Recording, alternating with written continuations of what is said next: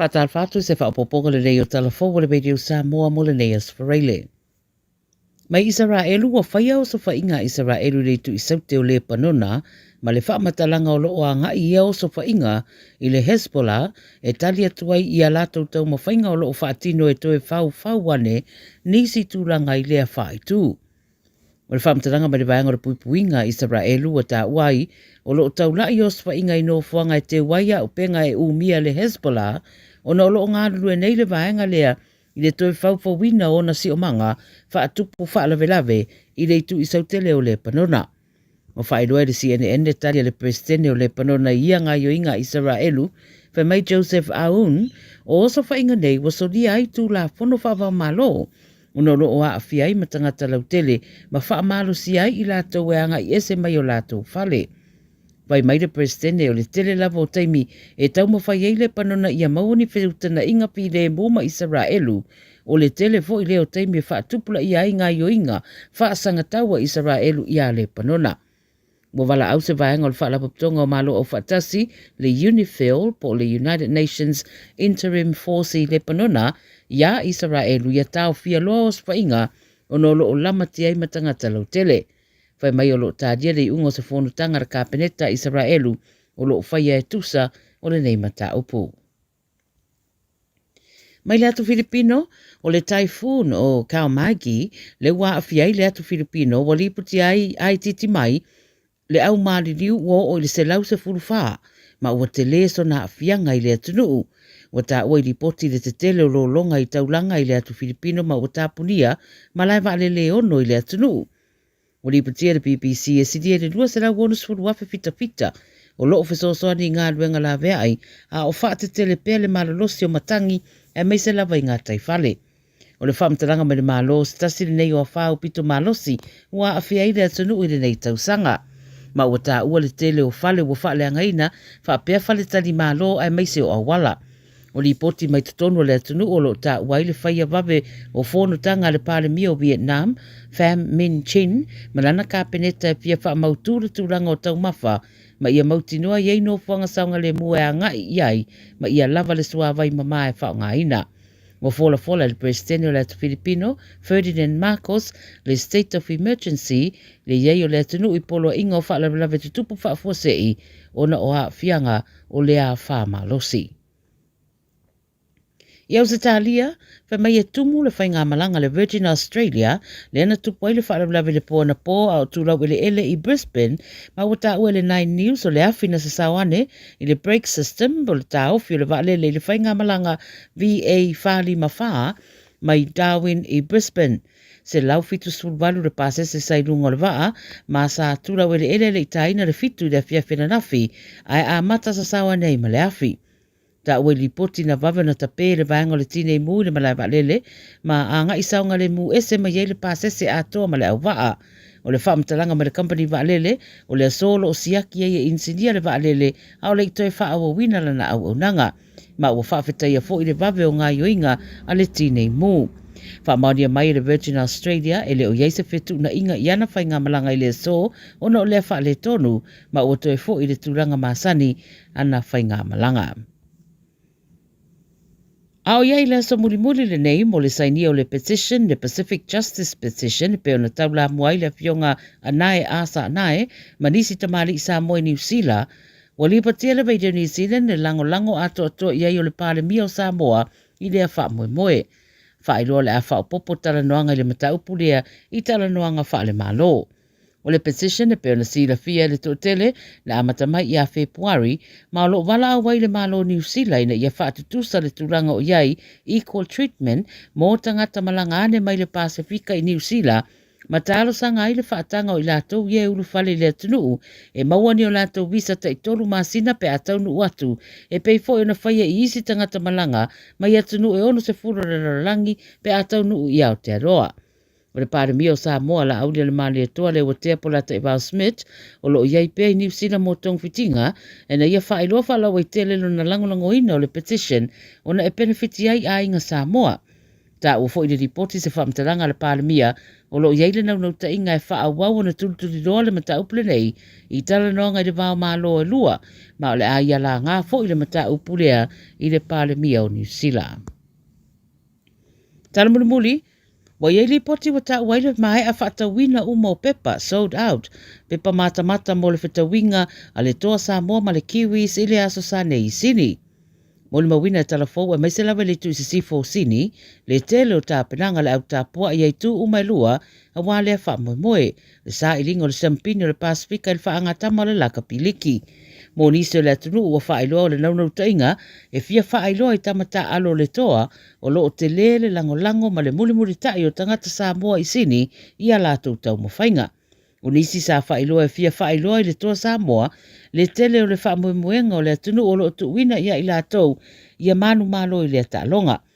E le i whatamala le au tāpua i ma le au lango le toa i sini, ina ua whatinoina le aso whapitoa mō lātou le fan day i le aso lua o le vasanei, sa whamaonia i le toa tele o le atunu na awa iane, ma lātou fu a ma whailo o whamalosi mō le au.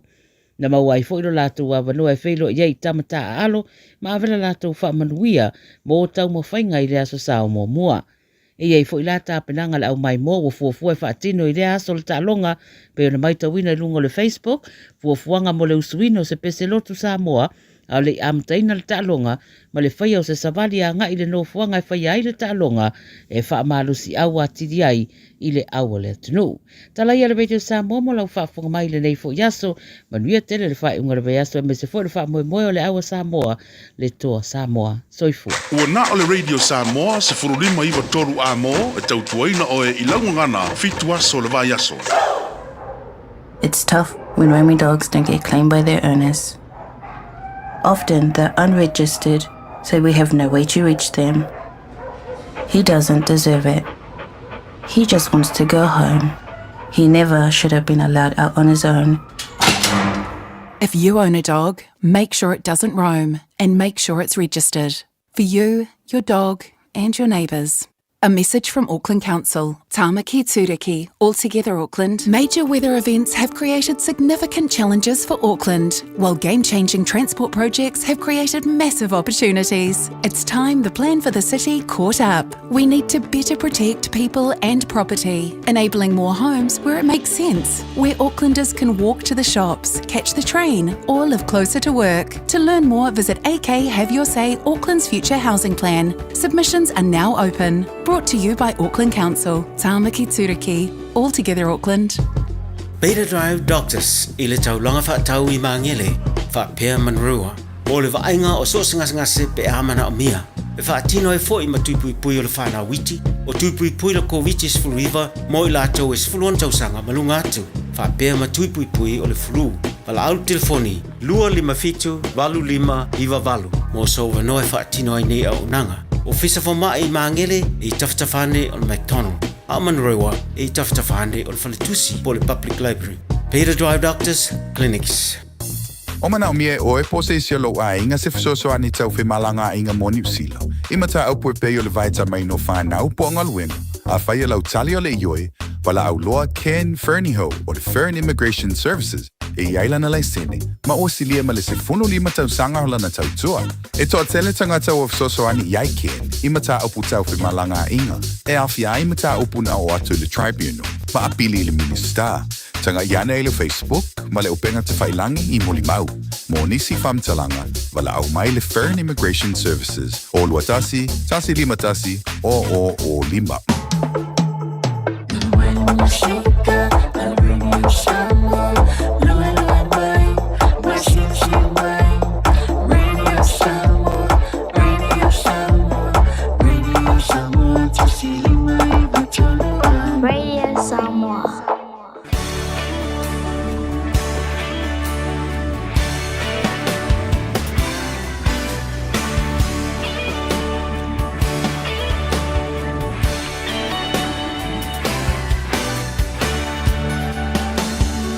Solela, susulumai, baumana tuai. La Samoa, le nu'u te nofo ai. Pe wha pe whea, na galo atu o I le vai. Samoa, o le penina, o te fia I ai. O solela, susulu mai, ma o mana tuai.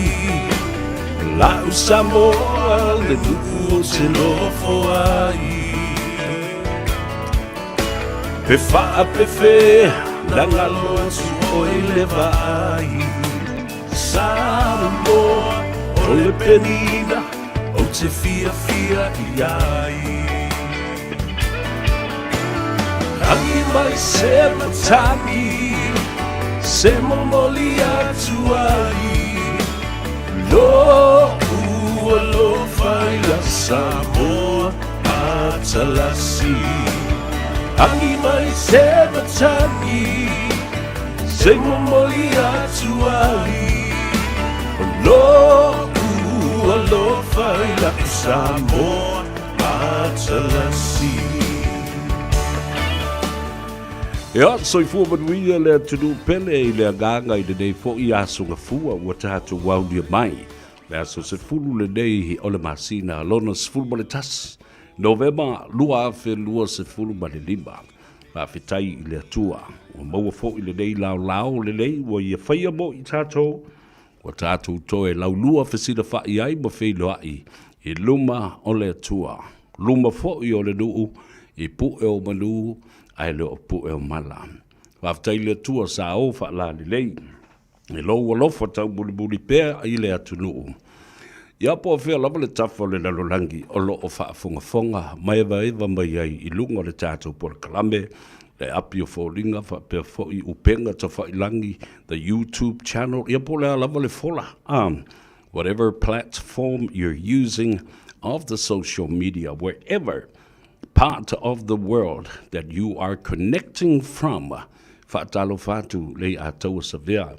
Leulua I ali I pesta ta malangi se yuli. Al Harrington tu manuao lavea I a te oe.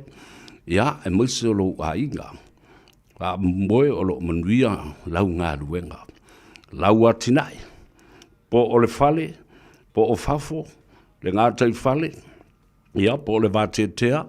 Ia po o le tua sivi foi. Ia ma au vai maunga. O lo e ka whao mai vai fuai. Whaata lofa ia te oe ma wha ma lo foi tiute ma Faiva alo Filipa. O le amatanga o le neiva yaso. Le aso ua wha popo e le tua I lo soifua ma so uola. Ina ua ngā e le la mo soa e le tai au. Ala usu Samoa. I ona Faiva manaia. Mo na tofi ua to tofi ai. Ia, po le a lava. Ia. E o lava fo I la tau. O le au no fafale. E maise I la tau. O lo va aia tamaiti. Ia fa pena fo I va aia tātou tamam tina mātutua o le atunu. O le au no fafale o nai tua a.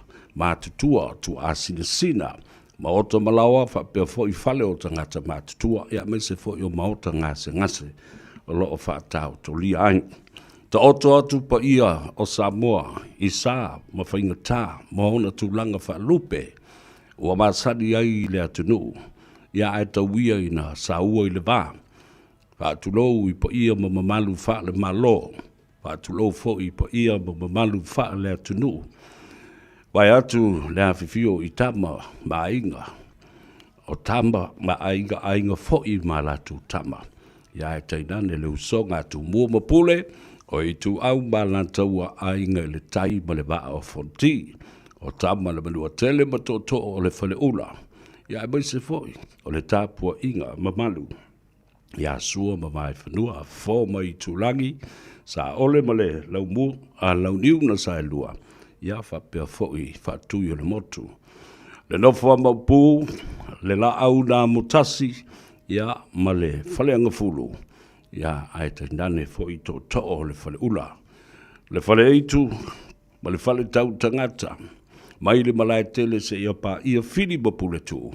Na tau ilo ai manu o malo. Whaatalo whatu ma whatu lo watu wa ia a ao fale upolu tutofi. Ia awa o le lato tiute ma le matafa ioi ma le whatu ai ngā tausi le nā. I lo tātou vādu nofo ma le tāwhatolu o Samoa. O ana whainga malo.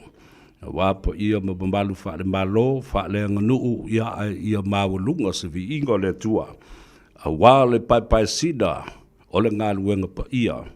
Ma le tai au tā ua na ite ai malamba o le ainga sa le vi. O le tai au sili le nao na tā ua. Whaaftai ei la i le tua, o lo nā alofa tau buli pēr i le atunu, po o whea le tafo le lalorangi. O lo o no pia i ai i alo tātou atunu. Mai bonga te tele se io o i bonga iti, mai o nā o se io o fo i o na iu. Wanga le leile tua, mā lofa, whaasafua.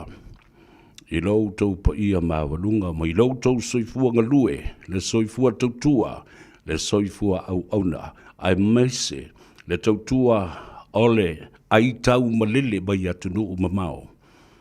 Ia awa se manuia o Samoa, o lou sao i batau le nang. Ia e tā ua tele, lo tātou sao o Samoa antoa. E peo na sao no le fionga le li pāremia. E le toi whaia tō tasi e le bālo se bea. Ioi, tātou te ngālu lue whatasi. Le pito la au o le bālo. Le au whai ngālu enga tutofia le atua ma e kalesia. Samoa ua porto i ona tūlanga mau poe. I tangata lau tele. E le ngata i Samoa lo alala mapapa au i tonu o Samoa. A o Samoa i ta whae fia o le lalorangi. O lau tātou sau ma le tātou maa le nai tongi. Ia, whatalofa whapitoa i le fionga le li pāremia, me se fo i le whalitua, le no whaalo ma le ainga lii, i lātou uma o lo lātou li poia, le saunga le bū o le tātou li te tai ma le tamao le atunu, whatalofa tu i lau sunga le li pāremia. Honourable Prime Minister of Samoa, Honourable Lauli o le Bali atoa, Polota i vao, Fosi Schmidt, atu, ia le pa ia i taulangi o isi suafa te tele o le atunu o lo tau ave, awa o le paribi, e uma ona a inga e wha, te tele o Samoa i ona a. A o le ele lava e ula i eila wari i ama, talo whai le meo le vai maulalo. Ia, e le whaina, wai le kai apa pole ia, ele sunga laudi al mali atoa. O la e matua, ti ngai lava loto nei tangata. O le tau nu ua la tau miti. O le tau nu ua la tau valo anga pepelo sa whai. Ia whatu i fwoi. O le tala sa o ale tala le a whatu i le a tau sa vea.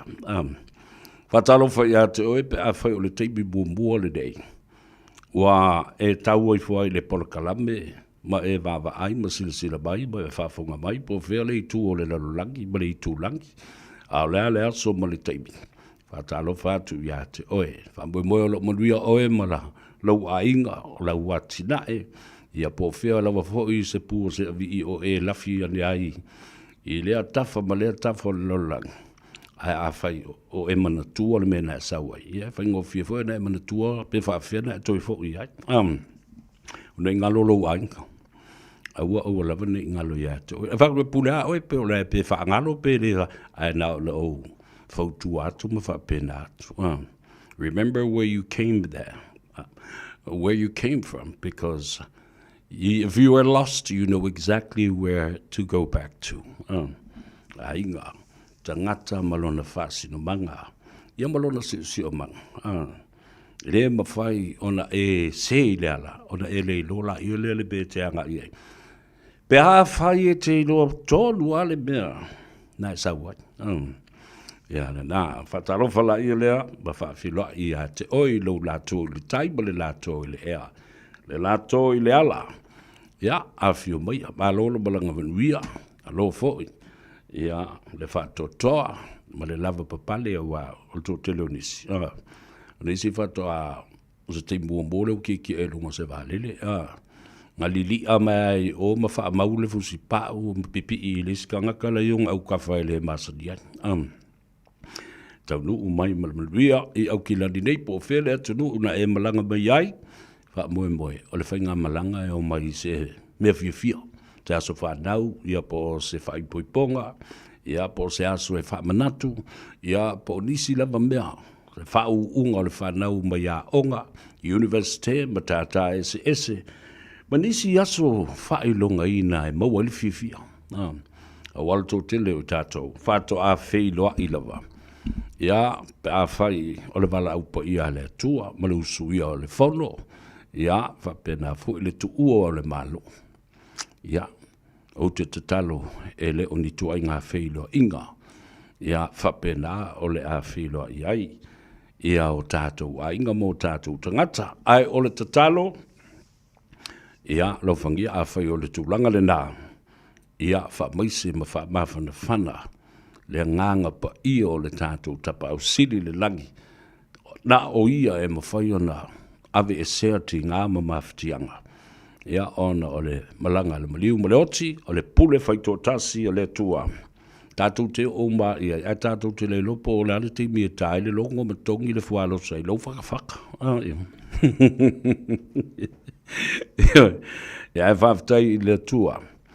Ia wana toe a mia nisi, ia e tu ua i tātou e tō tele. La tau la, o loo whiangai ma le loi mata malingi, ma le loi whonga pa u, ona o le wala au le tua. Le moa le mawhana whana. Wha maise atu i mawhatianga. Le loi mata pa u, ma le loi mata malingi. Ia wha mawhana whana le tua. I le loto mawhatia. Whatalo whai luka le tātou api o wholinga le whauanga i mai le tō tele o le mamalu o le atunu. Ia, talo whātu, ia puao tupuola. Whawhauina tā nielu i la tau anei e masani au na mumu mai. Le uso pele ia tau sili tua i malo, aloli le soifua manuia stau, a mui moe o lo manuia o le uso malia o ka le whiroa i whaidunga le tāpolo kalame. I le laas whareile watu ana yatu. Yeah, o si vale pasesa, watching you from Long Beach, California. Tātou iai Long Beach, California. A talo whātu le totilo tātou ainga. Lo lala mapapa au i Long Beach, California, i Los Angeles, i Amerika. Ia whapena fo i leo sapele, le sunga atu le epa, whaafitai, lio, sua, mole au whainga luenga. Ia pese whale tua ia soli, male no whaalo, mole ai ngari. E amba leu whinga luenga le tātou porkalame le nāsu whonga o le tai au whou. E ha, maroli le ngā lurue, maroli o sai ma le lava papale i o tātou Faiva, e ma sani ai, Christina Tanuvasa, tālo whalava, o anai Tobashi, ia Maria Tobashi, o aise whai ua Japani, Leuso ya Esau J. Moores watching you from Sydney, Australia. Talo falava, malole. Le balas o suaina matautia. Malole soifua manduia. Ya fa perfo leuso ya Sammy Johnny. Sam Johnny o la epasefo talo falava. Ana Maria Paulo Leota. Ya fa perfo leuso ya Saipele Manutai Esau. Watching you from Brisbane, Australia, Leatoa, yeah, talo flava. O Moyava Ngafa, watching you from Hawaii, yeah, manuia tele li le sunga le whaletua, yeah, e maise foi, yeah, lau fionga, I le toina, o le matanga luenga le e whakasai na kalihi a Hawaii, yeah, le sunga I le Reverend Elder Tina Tali Ngafa, Ia, whamiri atu le kalesia, mala I ngāri a wā tasi le nei fo I te tai longa. Au mātu iai le kolisi o Samoa, I vai mase, I le tele o tausanga ua mawai. Whatalo whātu lau sunga le to ina mal whalitua, ia moeava, ia male mamalu o le kalesia. Ona, o mai leo o lau whaatalo wha, ia I la tau lo whaatau to lia, I mautanga singase. Ia, ele ngate I mautanga singase I Miromoa, o le mautanga singase Waitakere, le mautanga singase au Kilani, ia whapea foi over the shore. E ma mautanga singase New Zealand atoa, Australia, Hawaii, Amerika, le Pasifika, ai maise le mautanga singase I matotua. Whapea foi leo luenga, o I le mautanga singase leo ua whaatino nei. I le malai lele I vaile, malai wa lele, whale olo. O le whale mai whai tū malo o le whanga, ma whale a se la. O le whale mai whai tū malo o mātou o lufi le anoa maa. Ia pe na le pauna o whale mai o le o te wawai atune. Ia ma whale mai lo i le motu tele i se la whai tū sivi. Ia mala u whanongolongo atu o lele u approve i se tasi o lava tau ale malo o le whātūtua i le atua Samoa o tasi o le aile si whale mai o le a fausia i lau whanua me ele o le whare fia ma le whale se la whai i sa le longa o se mele lei ai a le mātou a whale mai i na whai lava e sa fotu ia na amalta mea ai le whale mai i sa fotu e lola i si whale mai i sa taua. Ia, o le te le lopo o ia, ua whaise whale mai o kākou i oi, a inga mata pa umala inga o mawaenga. Ia sau. Ia, ai mana i tele le nā, o lea ua, o ia, e le si whale mai le lea o wasia si fo iai. Ina ai whai lunga ma whai lalo. Ia, talo si ia wha solo mai nā, o ia inis whale mai le i tū, palauli masātu paitea. Le angai tā ua tele. A tofsia i tu malo. Ia po le lua fo i tu malo anga i se whalmai po le tolu i tu malo. Ia vā na lata. Ma ia iai residential doctors and nurses lau tausi mai. O le au tausi soifua ma i lato uma. Lato te pui o le saunga le mu. Ai maise le soifua malo loida. O le toa tele o tātou tangata. I le mo tele i sala whaia whapena foi i le motu i tūmua. Patalo whatu i a Cecilia Fui Aleki Siaki, watching you from Florida. Wai Florida le leua. O le mea no foi Donald Trump a le e vā mai i Aleki Siaki na. Ia whapea foi a Cecilia, watching you from Henderson. Good to have some local viewers and local people around tuning in. Mai au ki lani lava la tau Jason Tavau, malola sui fumanuia. O Michael, talofa Michael Utualunga. Ia, ia lei. Vai, le mea sawa, tango e popo whalei. Smash the like button on our program and then share our program to all our friends and families, and also leave me a comment. I love reading your comments. Kei lore le e ale toi ngā whale tangata i eil tangata o ana komeni o na mawhauwhaunga i wapua ina i ana tustu singa o na o iloa i fo lea whaawasenga ma whaamasino. Whea le whale tangata na whauma i eil tangata lea. E whape ngā le whaingole mea. You can easily judge and recognize who the person is and what he has conveyed on his writings and his thoughts. Ta ua tele. Tatu o maila i le mele te wawa i atu nei ai. Peo le mea ta ua le nā. Le sa whanongo longo atu nei ai. I tala i vai whanua. Wale wanda u whanongolongo i le lava yasu. Ia ai o manatu lava ai. Tatia pese i su elelei ma maua le aunga le paipa. Ia ma le atoanga fo i le mea ualai o na. Fōringa mai ua tō tele nisi o leo si ni o le matanga alwenga. O malu o le malo. The Department of Police. Ia, po le Ministry of Police. Ai se a ualai o na whapea. O i tangata ia o ese. Wa lewa na lau manu ia. Ai, nao na nofo lava ma tau mate. Pia o iai se mafua anga. Pa o se matenga i le fale. Ai se a. Lalma ua whai e le nei taimi. Mantua fo i leo o tātou tū le lata. I le vai aso e lau waile i unga o le whaamsinonga fo i lea le to ono e au fi aimo le fionga le li panemia. I le sailinga o le amia tonu mantua. Te li, tātou te le i o e su e po aina maliu e tu au. O le mea lena tātou o e su e.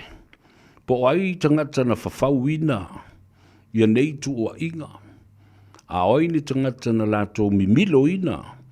Ia winga o morimau mafa matalanga sa fai. So it was a case about the fabrication of evidence and affidavits, sworn in affidavits. O meo morimau tustusia wa umana whaatautoina. Lea sa tātou mutua whaalongolongo ia I leono le fitu vai aso o whaanga solo le tele o morimau. Ia ma tātou wiloai, e le mawhai o na whaapea mai ia le matanga luenga leo ma te tai leo ma morimau sa a leo sa whao ngā ma le lo ia fo ia le leo. A leo, whaapea mai ai. E moni atoa le lātou morimau ma le lātou fo I pito lao. Awa sa iai ia mea sa sasi, ei mea na le ato toa. Dea lava na whaafafonga iai a o fautua ina fo I le te maitai. Whaamasino, iai tu o mai lua. Ai mai se lale na, pe e te tele lava, malilifa I le lava o le tāpenanga, alo fiso le leo. Ia malato mo mau au yo lea, whatatia pea o lo ia, au o le fionga le te maitai whaamasino, o lo tusia pea ia ma fatu lana whai unga e winga I lea mata upu o aleni mikalo mikayo talofa aleni ia whapea fo I Solomona Lersi talofa lava malole so I fomanuia sau leonge New Afes o Ana Maria Paulo Leota, talofa lava, malole soifo manuia. Ile neifo ia wauri o le asunga fua. Ia balenga Gagaifo Faiva o Samoa. Le aso tōna ina se imawai antu nei le tātou por kalame. O le tānoa ava malei a tau o savea. O e mata ia. E le ngata I lunga le Facebook, le fia, se furu afe mon tupo o tangata. Ia whapena fo I lunga o le tātou YouTube channel. Ona o le tā ua o mata upu sa watu. Ai mai mwhai fo ona toe lo tea. I le so e wha mautu wai le mau. Ona le polo keti lea. O le tasi le miliona. Lele ua matua fitoso ai. Toso I lunga, toso I autafa, toso I lolo. Toso fo I le whaatata I le ala. Ai ua matua manino ai le matole vai. I le tā ua tele o le ploketi. Ai sea. Le anga fo I o le abatanga o le lua afe lua se fulu whaasau I lo ma le whaalau I loa se I o ina tu malo le whaatuatua I le tua sa bo watasi. Sa tā ua ai. Ma whaalau I loa ai le ploketi o le tasi le miliona. A eva ai la I ai. Ioe. E wheu I taringa o le hero pipi ai masa I le to ina o tulepa. I le whaaleanga ina o le poloketi. E rei amatalia le poloketi a ua leva na palailai. Io e ua leva na tu vai lua ai tu le epa ma le hero pipi le o ngā mangava o le pepe. O le au te whaatu sa ina lama. Le poloketi lea. Mai le lua afe lua se fulu ma le tasi. Ia lea whato a lima tau sanga le matua o le pepe. Ioe, a wawaiwala le pepe pe ua ola whaavasi vasi vo le pepe. Wa never on abuse and used. E matua whai ia na vai tamba I le pepe. Ioe, o le pepe, o le tasi, le miliona, le poloketi. $1 million project. I compare it to a little baby, a child that has just been born. You know. Ia le pepe la lea na ngaleanga ina e tangata ia. Hero pipi, ma sui fai pule le hero pipi, mai lātou te sa ngā lulue ai. I le whale mai o whono whawai. Ioe, ma ai tupe le pepe. Ioe. Whaaleanga le pepe. Abuse le pepe. Ma wha au ngā mea tō tino le pepe. Nā watu e tausi le pepe na ia manui ai e le atunu wanto. Whaaleanga, tau wembu. Ula ia. Mai tufa le tupe. Mua watu le lua se lau afe mua e whai ei ia. Ia maota. Ma whale o whana whawai. Ma tutongi ei ia lisi. Ma whai ei nai tupe o nai alauni ma tutongi o tangata whai ngā luenga. Aia. A watu fo i abuse le upu wha peritania le nā. Ua sāwā i ai. Anga le anga i ai. Le muli tai tu la fono ma ta iala. Guidelines o whainga wha vai ale malo fau le watu tu le tu Samoa. Tasi lala le mele o tō wo ni i ai. Ua o tō wha fonga ma wha longo pe i ai o la unga ile i atau sa vea. La uli al mali e toa. Lau fionga i le pale mia. Ma lau ka peneta. Ma le wha tua i le tua Samoa. Ua tasi i au tau loto te tele. Sui tu la fono, sui whainga whawai. Sui policies, sui regulations, sui protocols. The sui foi. Conventions, ma mea umana. Wa uma, le lato wau ngā mo le fast food tau sanga ua tuna yatu. Change these policies and don't be afraid to make changes and alternative redirections. Reprioritizing our efforts and our focus. Toi whātu langa le mai le mea. Wā lana whita nei ma whi ei solo mau solo tangata nei. Whai mai langa o mea na lātou whaia. Lea la ua tau nuu le tai au fau. Le amatanga fau lau fionga le li pāremia ma lau kāpeneta ma lau au waa a toa le whātutua le toa Samoa utasi. Nā ua tau sila ma whaafufonga iai ua tilo fia. Le whetangisi a lātou launga i tutonu ala mauta whono ma le pāremene o Samoa. I le toi au ngani atu. Toi au mai. Le awa noa e tei whono ai.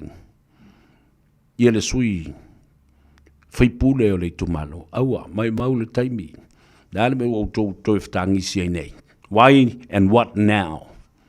What happened in the past? Nā rau tau whalongo mea. Ai, so le.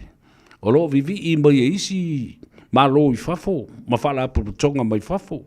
O lo ala lofa mai le poloketi. One of the most finest project that showcases a new government and the developments for the betterment of the economy and the people of any island, small island state, Samoa, to be thankful. E matauti, lele la ua koe whakangisi mai. Ala me tau toi whakangisi ai. Ala me tau te whaitala leanga. Ima tau tau wha leanga. Tala sao le tala lea matua nei. Lau a fionga le li pāremia. E le tai mawhai ono au tau ngā lulue whatasi le kāpeneta. Ma ta ngata whai ngā lue ngā le malo. E au fi ai ma au tau ia. O sui whai pule ia na sao me tō sfumal wha. O le whatu o le afo i o le hero pipi. E a mata mai e a tu lepa. Whatau te. Nā au tau te iloa. Whai se malo. Ma whawae ma whatulanga se malo. Wheo iai le tau wata ma mai ma le tau popoto tele. Wheo iai. Au tau whailonga. Ai tuli o tau tangata I le pālota lau tele o le whilinga le atanu. Wa le toe mana na o tau te toi o mai. E whau se malo. That's the big question. O nao mai ile o mawhau whaunga. Wha vasi ma le wha valea. O le isi whai pule fau le nā mai le mātou I tu malo. Tu loua le whaafonga mai, ao le whautuanga leo te watu. Langa leo te wawa ai atua. I whetuia inga whai o apoa. E le ngata I whai pule I te tonu ala mauta whono ma le pālemene. A ua whapena foi. O na tufa I lunga o le upenga ta whailangi. Ma whaita wai tangata. Ma whaali ei langona tangata o le sautonga lena. Ai I lau mātau. E mau e whalele, mau fo I e mai tau. Lea la sa o mai tau le matau pulea. Ale whaipule lea. O tai o li seu. Mai I vai maunga le tolu. Io. Lea la whai atu la ufautuanga lea ma lea lofa. Wha le uso I a te oe le whaipule lea. Mai lea fio anga. O le nu ufo I o le atau o savea. I mangiang. Wha atu lo watu le paia. Mai atu. Atanga masa atanga ma le tuyo atanga wha pia fo I sala tia ma lau lua moa na whangatau ai maise. Ma malu le usoli msa mali atua. Ne nā fo I tu vai ufuata ma tui sa mau. Leanga ele mangolo I e talu na e taunu u le parliament. Au te whaalongolongo fo I au saunoanga. Ioe. Ma mele I tai e loa whaatu langa se tō whai te tonu le maota o le maota whono ma le parliamente. O Samoa, whabalulua tulapa. Lala lea lea na matu. La utu ua lalo o le whautuanga o le uso moni ma le lofa I a te oi. Ai se alanga I te re malmalama I ale atou sa vea. Alu e fesiri I loutua a. Alu e fesiri I le fionga I a tafili. Fine aso ai masu. Ioe, fesili, e ute fesiri ale atou sa vea po o le ulua I po ai lava. Fesili I le ngō fusu ma le ngō la kapi. E te māsa ni daddy ia Harry o mota. Le ngō sempini le nā sa fusu ai. Harry fo I le nā mota o le ngō a sa ta alo ai. I mota le skopa ma vaiala. Le ngō fo le nā na ta alo ai le au fili a pia e fili mai ai. Ia tamo le manu Samoa. Ai pangalea o tau no walu ila uskolsipi patasi ai ma le ngaluenga le tua le ngaluenga whawhaiwhi au tala ia lalo na lai o na watu le tu o lalo ma whai tete I upu e te lei lo fola lo tau awhio e te lei lo foi fola le tu malo le nei vai atu le fio o lau fionga I le matua to whai olo whapea foi asi ma le pātua ma malu le lato lua na ta. Ta mapua manongi a manu. Ka pea fo I le nofo I tu ainga I hafuata. I tu vai e lua. A wā mo taa ma vai ala. A le tu malo atoa. Fai ma se whata tau. Fua I luma, fua I tua. Fai tete I le lau o le valeo le atunu. Fou nei ai tono le mota whanu ma le parliament. Alu e nofo ma wha longo ma mata I tuwina. A wa o mai se me fou I tono le parliament. Au ale whai matu I lunga. Whai tete I le anga I mai I lunga le penga ta whai langi le Facebook page. Whapena fo I le YouTube channel, maisi platforms of the social media. Alu e re a o I lo tiute. Ma lau mata whaioi na ia manui ai, lo I tu malo a o a vea ai oe. O le tofi o le tu malo, I tau sanga ma ale ma le talavou o lo soifua. O lo whaaloalo atu le nā I lo tu a ono o le pei o le uso matua I a tau. O e whafonga I upo le tu malo le na. Whapena fo I ele o le ave.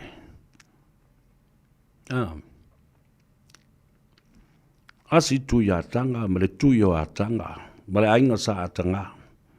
Tae le lea atua I nā le suafa asi. o le asi, o le ao na ale mali atoa tau le papa, a o lona matua o le leulua i ali i le tala noa atu. O le matua o le ainga sa asi, tonu o le tātou i tūmalo. Ma le fale vai monga. E la lale nā u te whai atu ai, ia te oe le sui whai pule lea. O la ua lofa atu lea wa leio na watu, le whautuanga ma le tu ua lalo i a te oe.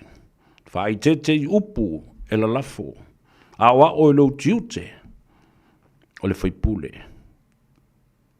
alu eva ai ni me manui ai le tu mano au o le oso pe o le oso a popa tau mamau ese ma le social media ma le faalinga o manatu le pale mene le nale a nga i ai e fai e lo fina ngalo o le tala sao ma le tala le nā leo watu nei i ato o lo faanga muli pō nā awa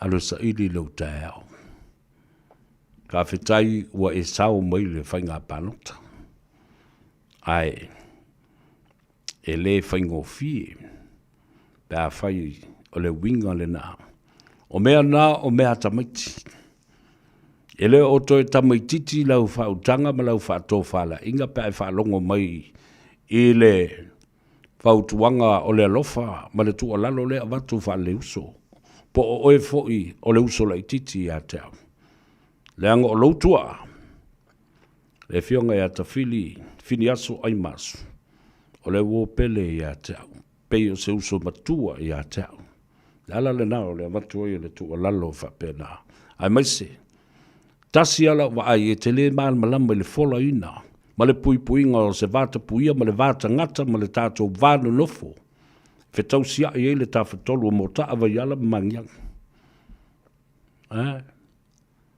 tala le na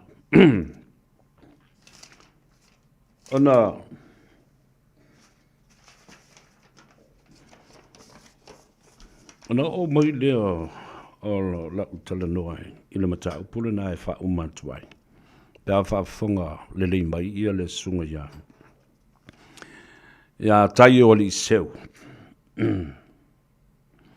Ua whaitau ese tuile ma ape se tasio mata upuna e la ngā.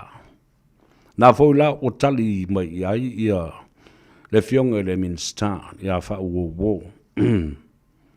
Moe wha uowo Julius a kui. Ai launa uwha manatu ia te oe taiseu ali ai masu. Le fai pule leo vai monga le tolu, ma le tātou nuu i mangiang. Ia nisi ave i le fautuanga. Awane i tātou fefe tu le fautuanga. Ie ua ave matofi o le tungalo. Ia ma o i le pale mene fai i la tau ma o tātou fonga. Ola ma tau ave le sambani. O le system o lo whaonga ina i to tonu o Samoa iana tula fono o whainga panota peone i le luafesu tonu ma le luafesu ma le ima. O le mea i tonu New Zealand e ta ua le system le o lo whaonga nei i New Zealand o le MMP Member Proportional o lona winga o le system lea e lua i au panota e whai ai. O lau panota mua o le sui filifilia po le sui whai pule. A o le panota lona lua e ave ile vaenga whai po le political party. A le tatou system i Samoa e ta o le o le FPP First Past the Post. O ai ala whai pule ua mua maa ua lunga atu. Iana panota po o le whai tau au whai o ana panota mai tangata whai tau au whai o le tu malo. O le man malo le na. O le sui le na ua manu malo. Au New Zealand. E lua vaenga e malo mai e le vaenga wha upwhai. O le malo o le sui. Ma le malo o le vaenga wha upwhai. O tātou lai Samoa. Leo o tātou sila nei ai. Talu fo i ona wha ngā ina mai le mea tau universal suffrage. Pe mamlama i oe le sui whai pule tai seu ali.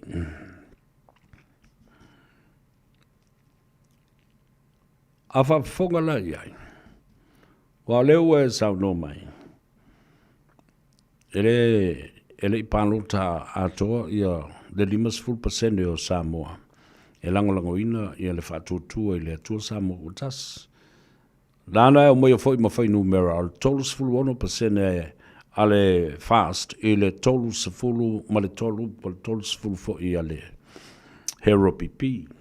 10% na mawaina ele Samoa o poto po le vafionga i le South-Apito ia mai la tau na sau mai. O le whainga palota Samoa, tātou te tala noa i le au whai o no fōa e sau mai ai. A wafoi, o le se senga fōi o lo ta oto ai Samoa i le ngata o le tātou matai system. Le o lo wha ngā se i na ia sui whaipule sui tau wā. O se lia le rusful tasi tau sanga le matua whatasi ai o ia o se matai wa umaona le stala. Ai a tanga i masilasila le universal suffrage ma le tōtelo i la tau au sia tau sanga e rusful ma le tasi whasolo o tuilunga. O i la tau fu le na e anga waa. Whao ngala la tau wa ia tatau. Tu sape le ni matai. E mawhai i ona lātou whaatino le pānota e fili ai te tai o le atunuu ma le tofi o lona i tū malo. I sesi la vainga. The Samoan election translates into the number of seats that a political party will win from the election. Ai, e malmalama lelei tai o seu, tai o li I seu, ia po tai seu o li, tai o li seu. The election is over. Tātou te le tala noa I ni whai numera o tangata panota. Tātou te tala noa I le au whai ono fua ua manu malo mai ai se vaenga whau whai. And now, you know so well, da la le mea leo na mai maule taimi e te saua I lunga lo penga ta whailangi e moni o lau ai a tau le na. Ai tilo fia ai mai longo fia tangata. What is the point? What is your point? Because no matter what you say, whether it's the percentage of people that vote for FAST or HRPP or Samoa Poto, it doesn't change the outcome of the election. It is what it is now. It is we are. So, la le pointi le te sau tau momori mai, I le whaapasene ino o tangata. I le tala noa, le whainga palota Samoa, I le meo le whaapasene. O le palota, e tala noa, I le whainu mera o nufoa. Wa se sila lai le te leo nufoa. Tolu nufoa, I le a se fulu ma le wha nufoa. Tolu le wha tutua le tua Samoa pe tolu lua tolu tasi. Aia, I le tai tutusa. Vai, mea le nā. E lai ona tau mawhai e tau wha malama atu le mea lea. Aia, o te toi tali mai ilo wha vale. A lewa watu, le tu ua lalo ono le lofa I atu oi. Stay away from social media. Bring a point. Bring something that is considered so important and detrimental for our people to learn something from. Obviously, o le mea le te amu e whaolo ata o ilango no te ngata mala. Wa uma le pāno tauso. Tau whironga le tofi o le tumala. Wa uma le pāno ta. No matter how you twist and turn, whether it's numbers or percentage, it will come down to the end result Samoa's election is over. It translates and transcends into the number of seats won by a political party, not percentage of people that voted for who or whoever. It will never change any other outcome in the future. Now, and my advice to you,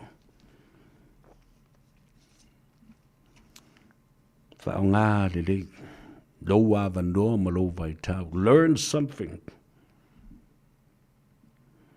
and focus your energy and positive attitude. And that's the other thing that you need to change.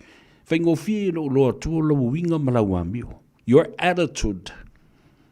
Change your attitude, whether you're a member of the HRPP or whatsoever. O winga is winga mali o le mure te ngate lo ai lona te marianga.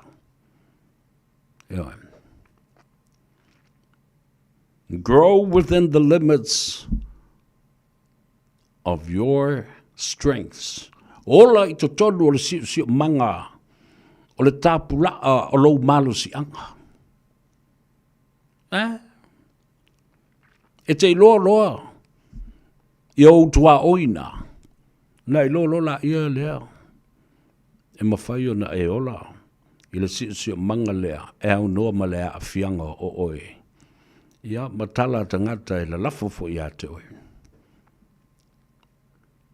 O le tala sao le tala le nā wa mantu nei. Focus your energy on the most positive attitude that you have. E leo se mele le ilea o ia tu es tangata. O se fai pule whato a sau na nafi tonu I o lo susu pala le ie. Ai, ia te au le mea ta ua.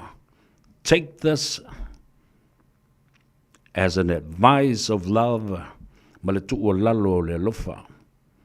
E o ngā ia te oi le lumana I o lai whapeane la ia, po se teimi tā te whailua ia. Tā lofa lau sunga le atau wha, tā lofa lau whionga le tofi. O amai.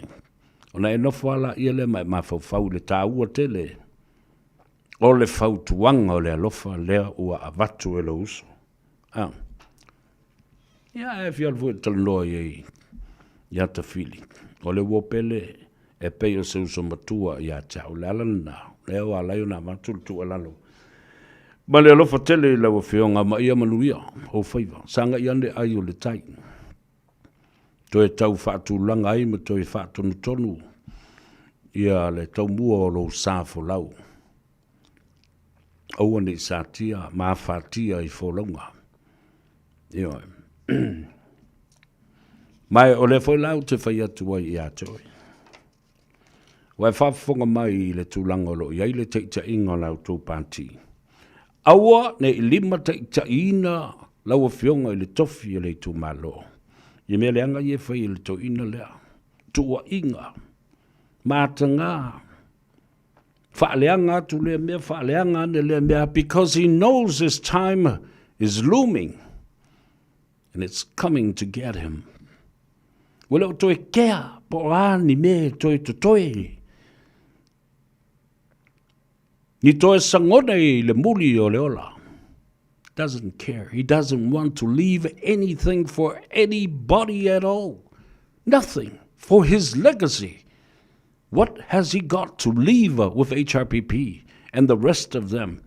He's going to leave them in ruins.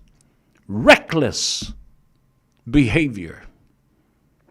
Vai, o mana lau le muli lua o le fionga ile. Sui pale mia. Tolu epe wha va toi lupe. Ai whai luma o le muting ting o le la ma le pupulo o le mato le la. Wha fofonga Samoa atoa ma le lalolangi atoa. E wha whewhea o na whai es tangata wha penei o matua le suifua. Whai lana whanau ma whanau o lana whanau. Mani whanau o whanau o lana whanau. Oi toi lupe o le atali I le toi ina lea. Oi tātou umai whapena fui. O whanau I le toi ina lea o loa o na ola I le lalulangi ma le o langa. Ala le mele fai. Nau wha ta inga leanga ma le mātanga. Lau ma wha leanga le te mali anga. O le fionga i le sui pāle mia. Ele se o CEO le mele tala no iei. Ele se wha ululunga po se wha tonu sili. O le sui pāle mia, o le sui te tai, o le sui te mā o le atu nuu.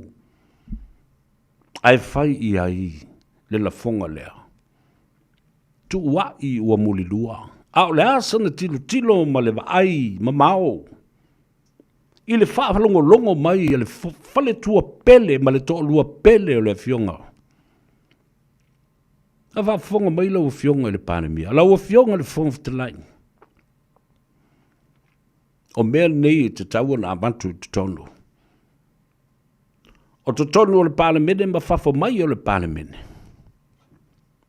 O te matua i o bofo pe a whai. E le mawhai e le fionga.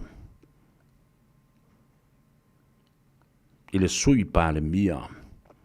O na whaulu se tangi e winga i nei upu mātanga wala lafo. Talo whai le whanau o le sui palemia. Ale nei ai whai atu. A o seisi fo i maleu ngāli i ai whawhasa i na whai al whatalanoa. Te i tau fiofi mai ai le solo whanua le toina. Le ai se pā, le ai se whai tuto. Ta lepe i lalo. Ta lepe ai fo i ma le vāta puia, ma le vāta ngata. Ao le tangata ua lua se fulumon tupu tau sanga o avea ma pāle mia. Whafonga o tō mātua. Ai maise o tō fo i lale i tono le chapipi. Ala o sau tama la le sui pāle mia lea. Ni tala le leie te fia whaalongo i ai whai e.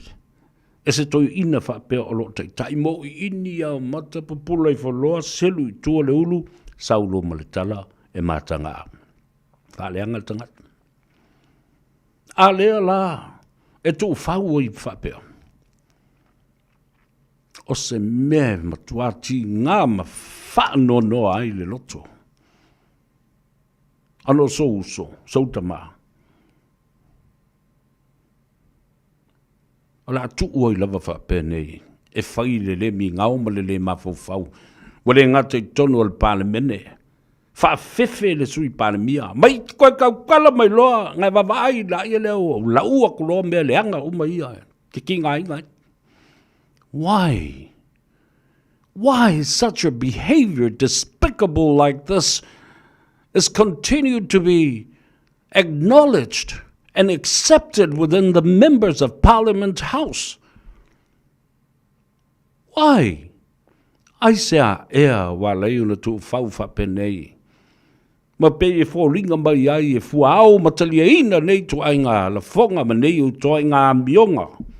I te tonu le mauta whana ma le palemene, let alone Samoans listening and watching, bearing witness and testimony to all this nonsense, despicable behavior. Ele mali, ele mali, ele lei.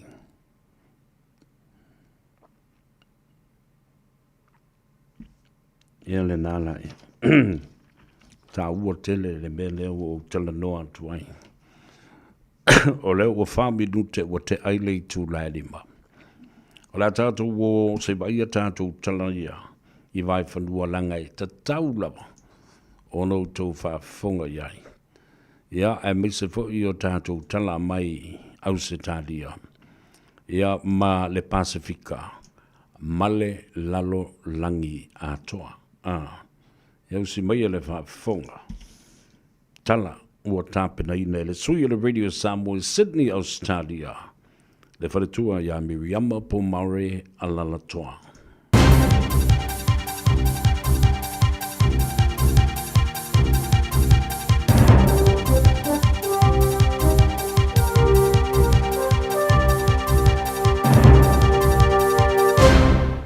Whaatar whātu se whaopopoko le rei o talafo wale radio Samoa mo le nei asfareile.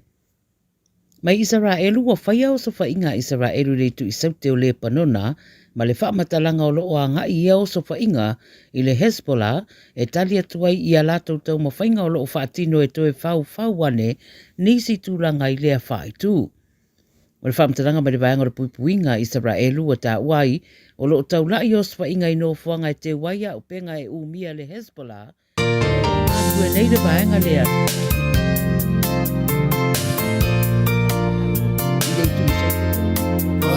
Se langi o le pese whaafetai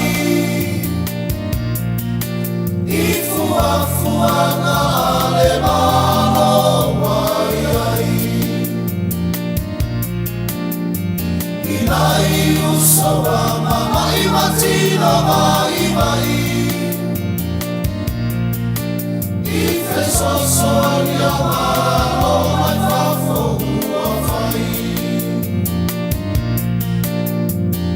Samsawia Santa Via Via Ile nei fesoso ani uatamawa Samsawia Santa Via Via Ile nei fesoso ani uatamawa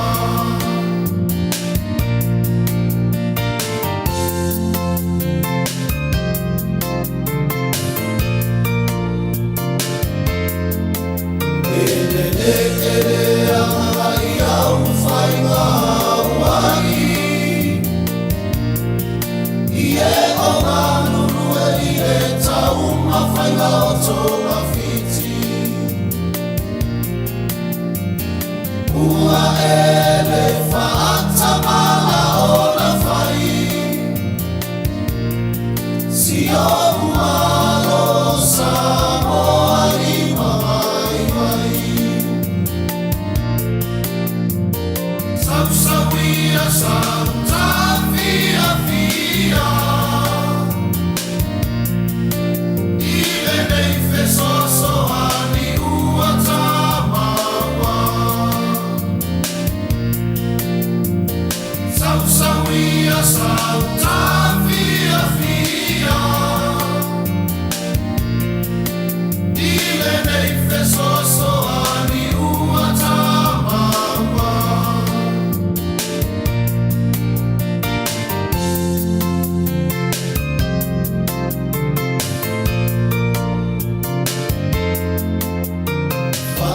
Whaafetaini usia I roto alofa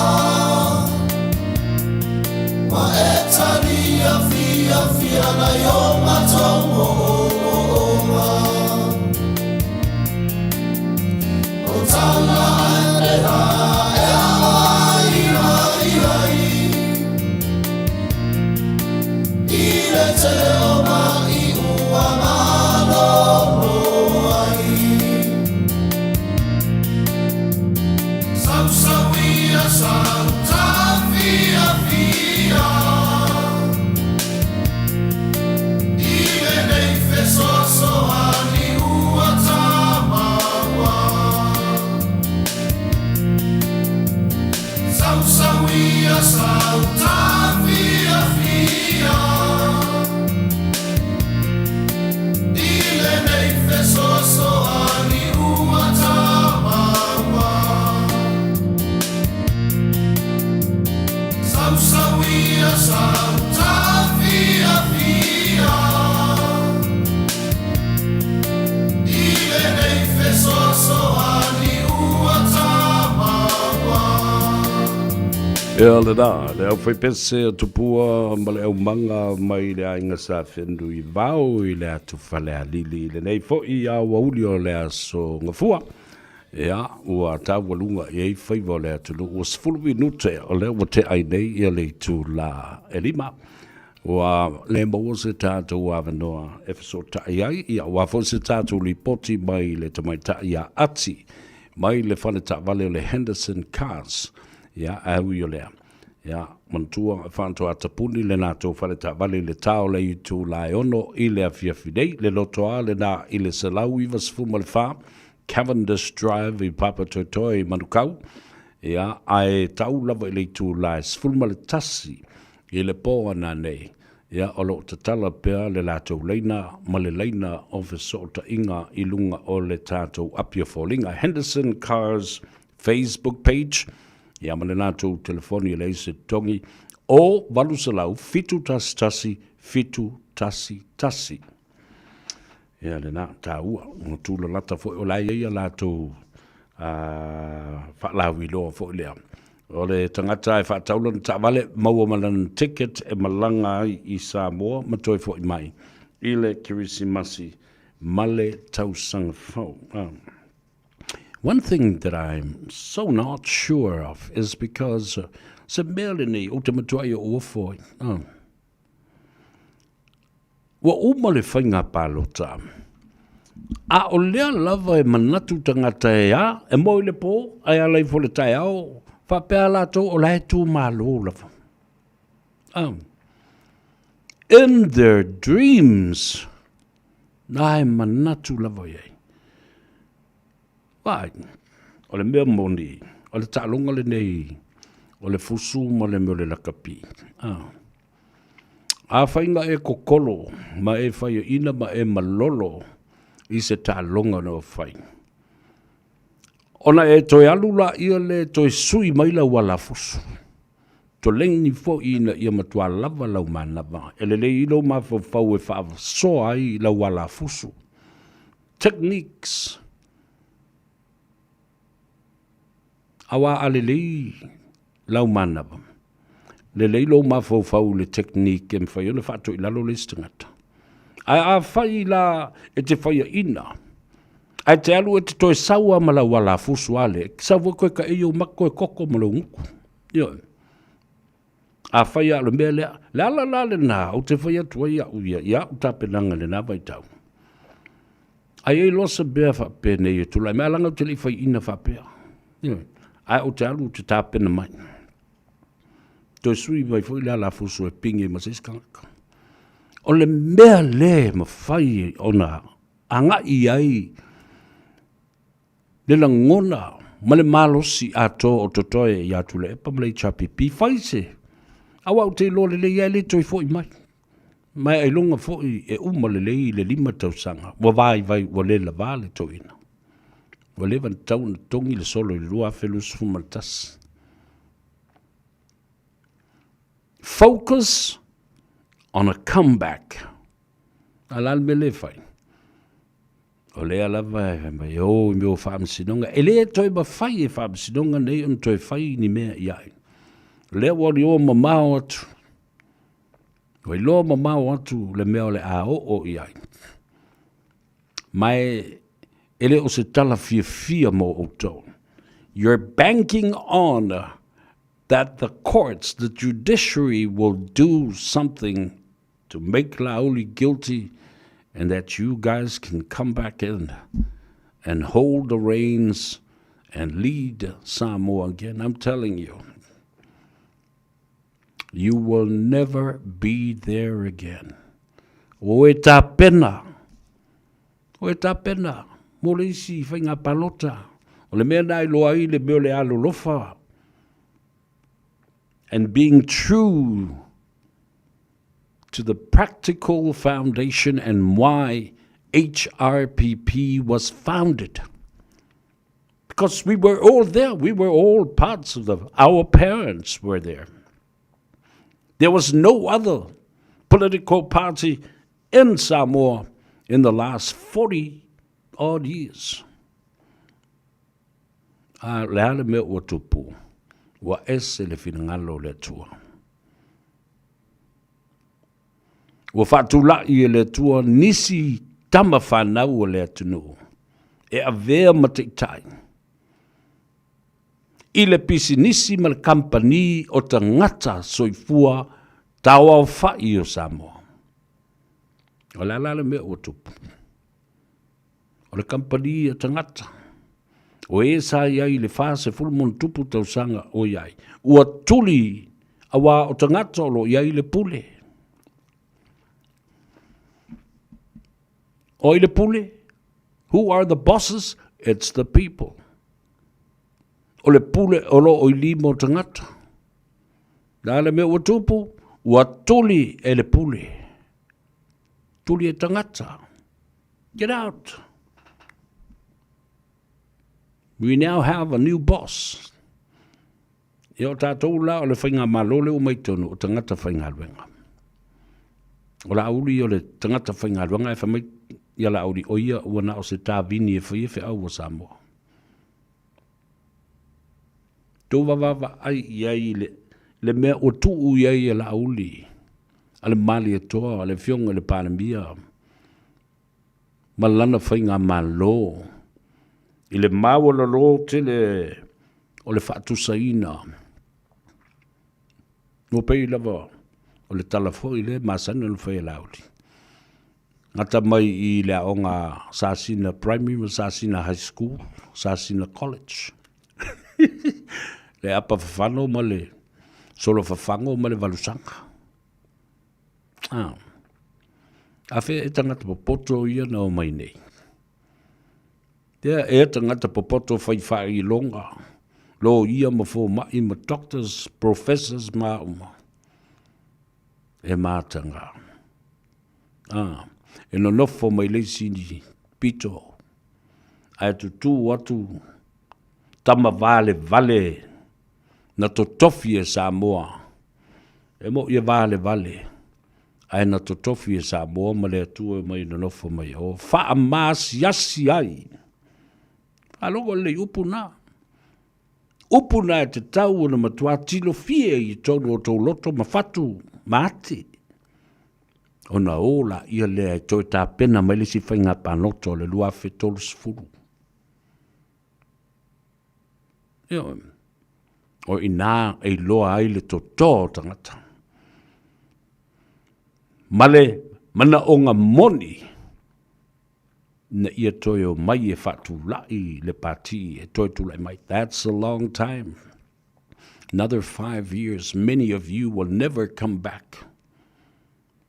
Many of you will disappear in the wilderness and the forestry and on the sea. E tā whiwhea le sambi. E lei lo loa i le vau le ana ta se ai. Na whai i le atua. Le mea ina ia file mua Israelu ma ave ese. No lato mataua i le lii. Ma lo lato mui i le lii.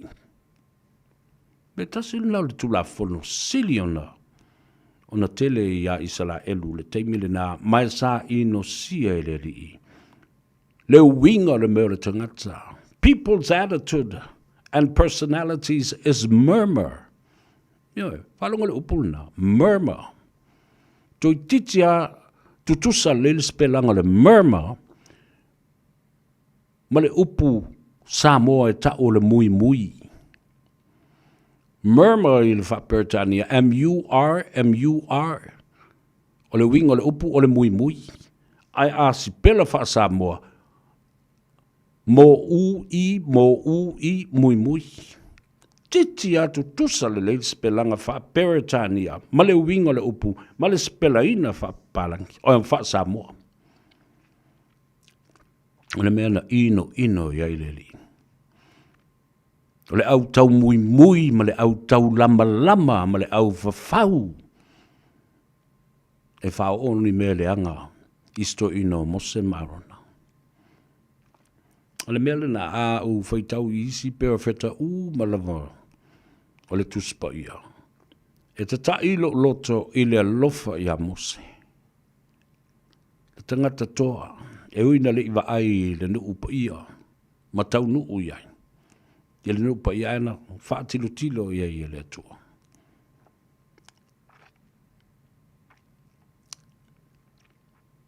Le whainga tau tangata, aia, le anga lava le tangata e toa le loto, pau tō mawhawhaune i mea leanga tangata na whai amos. Alumose e lunga o mai, ia papatusi whatanunga leli. Sau e ma tūla whona sifuru. Asa umos, ia le pi ia kumal povi aulo ia. Ia le whanga unga i salai. Wo whai me le aulo, le me le povi aulo. Ia kilo mai, alai whai a kupi i ngā kangaka ma le osi ngā kaulanga ua fo le lua ifo le povi aulo. Ma o fusi ma kiskisi le povi aulo. O le tāvua le nā le mele o te whai atu wai nei. Le whai lo tala no atu wai le vāsona tēnei. Tālo whai o le a te tai fo i wha ato mea te tai. Ma toso wha mātau i le ala. Tangata le lei nā na tūlai mai le whainga pānlota na sei ma vai antu nei. Ana lei o tōlu tō waluna nā woki a kore me i lawari ia. I le toi loa. Without you, the new 8 members of parliament of HRPP, the last 6 that came in, will never be recognized as a political power and force within the parliament of Samoa. Le ala ia te o tau le marusianga le tō walu lele o fionga ile. Tupu fia whamuina. Ioi. Aua ne o tau whewhewhe e sui. Aua ne i whewhewhe i suinga. Ma mea o lo whaataata mai pēr ma whaataoto mai whamei o whainga whaavai na sa wai. It doesn't work anymore. Change them. O mai le taimi o le lau malo na whata whai le swinga. Nā wai lo le leia e tu le pamali mongi. Their days are numbered within the caucus and within the political party of HRPP. And they do not possess the courage to leave and make a smooth transition to the new leaders. Neba whai. Na tā pena sisi taitai manisi taitai o mai e tui nā tuai. E ui ai le ula. Yo, ane whai. Lai no nofo mwhalongolongo mele chapipi ma kwa sao le lili tangata le nao le atou sefea. Kwa sao le. E o whai ai whai pule fau lai nofo mai o. Le autou lolo tuai lava whapenei. Whai ni suinga whau, mani tūlanga lei, e mana mia. La tātou wō le malolonga, wawai i ei whoe. Le pese le whakmaruia tuai i le ngā Gagaifo Faiva o Samoa. Fo i mai, tātou tala noa, i le matanga aluenga o le leo ma le tūlanga o i ai. Le malolo, ia ma le whakmawai o nisi, or the executive management of the police department of Samoa. Why? Lale me wo fa ye fa pe, lale me wo tupu. Yoi. Talu mai, o no tu fa fonga da o pese tu lava. I le mata upu le fa, le lima tau sanga ina ua a nginga le tele, o le fa fita auli o le more aisa. Ma le marijuana, methamphetamine, maisi ngā koti mo te tele i te tonu o Samoa ma te tupu mai whaalave lave ma tautia. Nau pese tuai lava. Whai le me tau le random compulsory testing a mata mai i o le pāle mene. Sau ai i ofisa o leo, sau i matanga luenga le malo. Business ma company, private, tu maoti. O i whai a onga, so se tangata. E masalumia o loo a fia i ngā koti.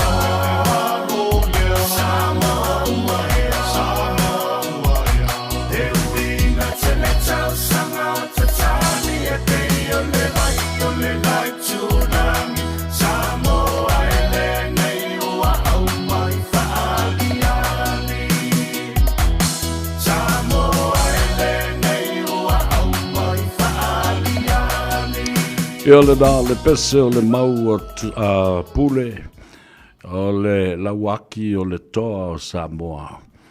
Tusia e le toina fatu pese la viloa, le fionga le fasina e atole foa tali timu le telo tau sanga o mawai. Ai tate mita ai, awa. A toe o nei e toe sila i le tala whaasolopito.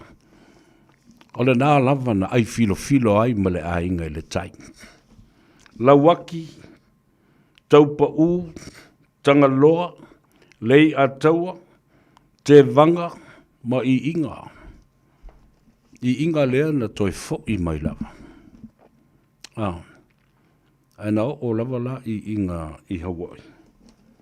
Ia malua i loa i le meo le vaa le fu, le ampi.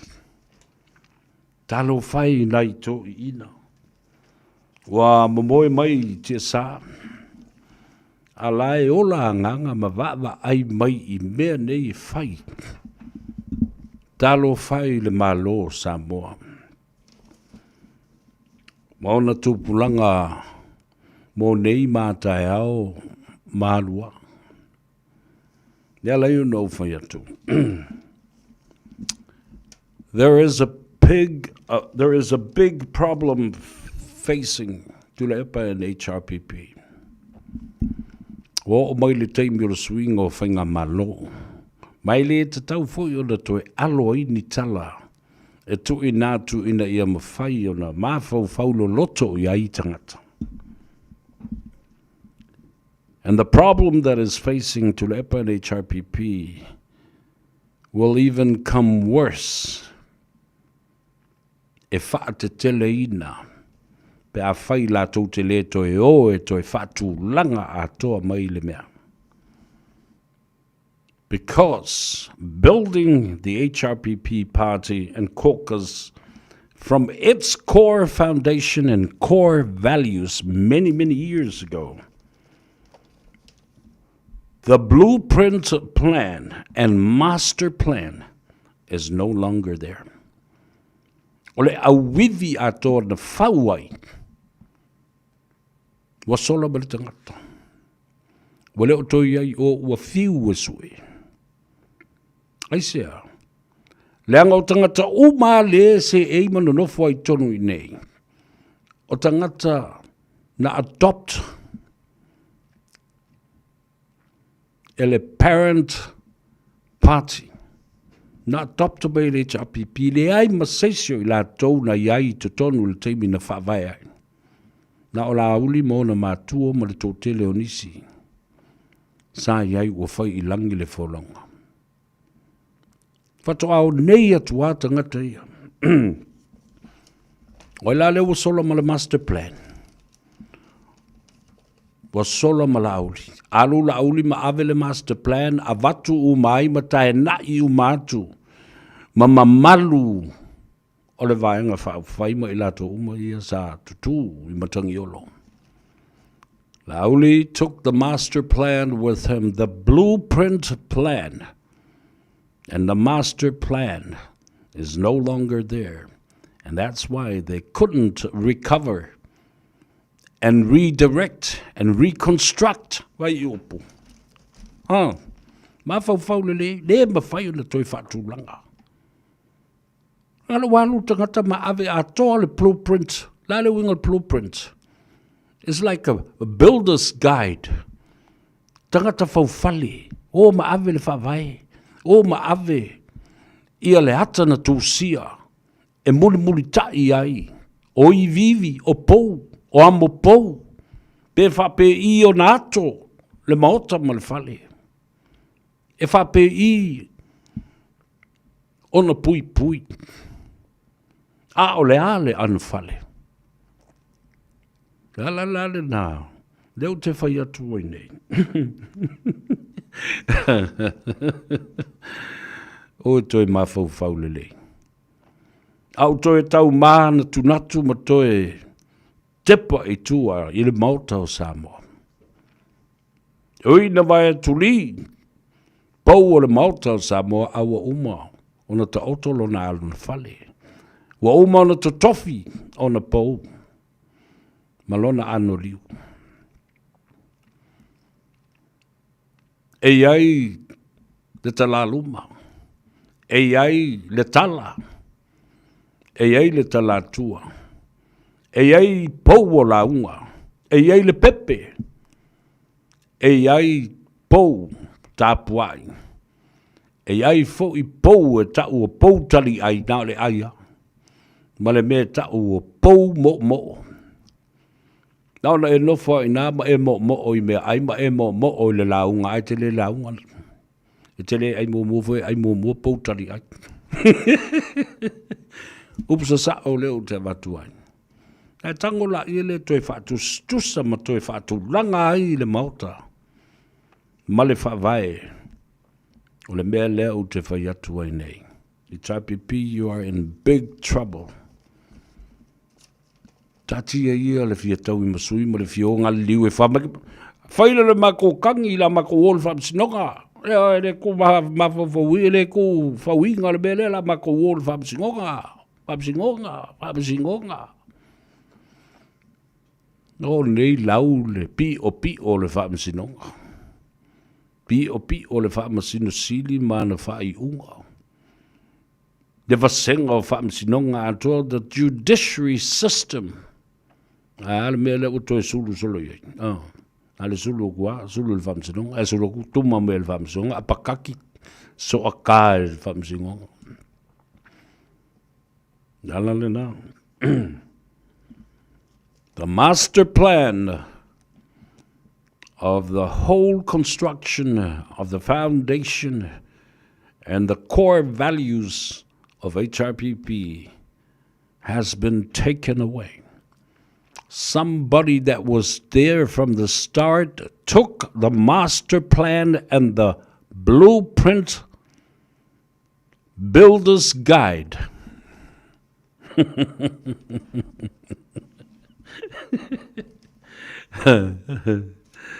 Hello, vai.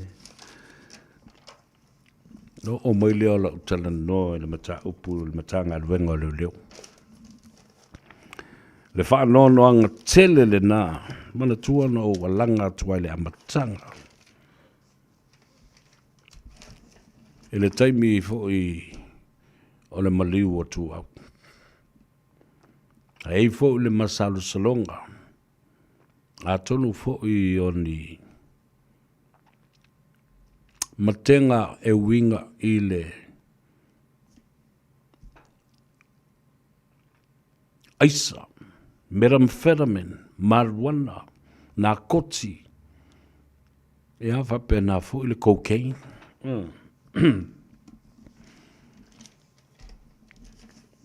A le la ua bai tau atu nei. Sole, na o a fai sun, fai Yesu suenga. Fai le mele drug testing.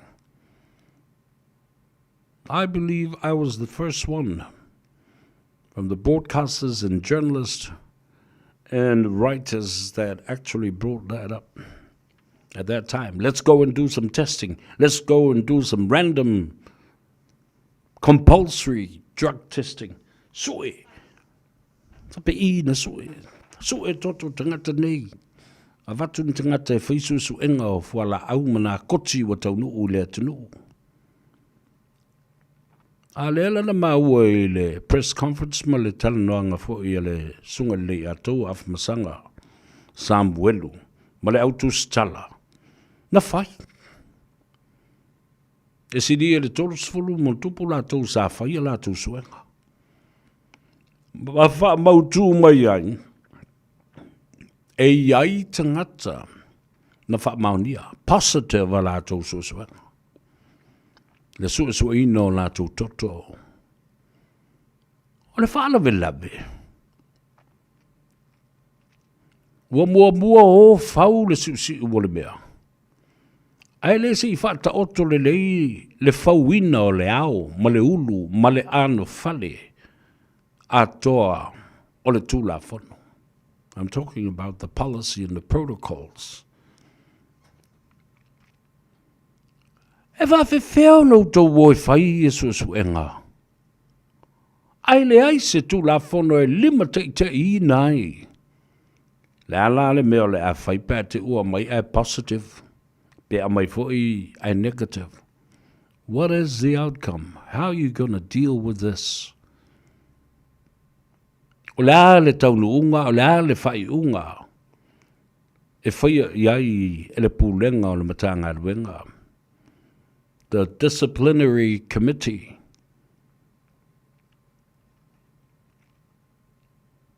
Ordinance Committee 1961 Whawhewhea na whaile nei suenga ai le eise tu la whono e lima tai ina ai se ia o lava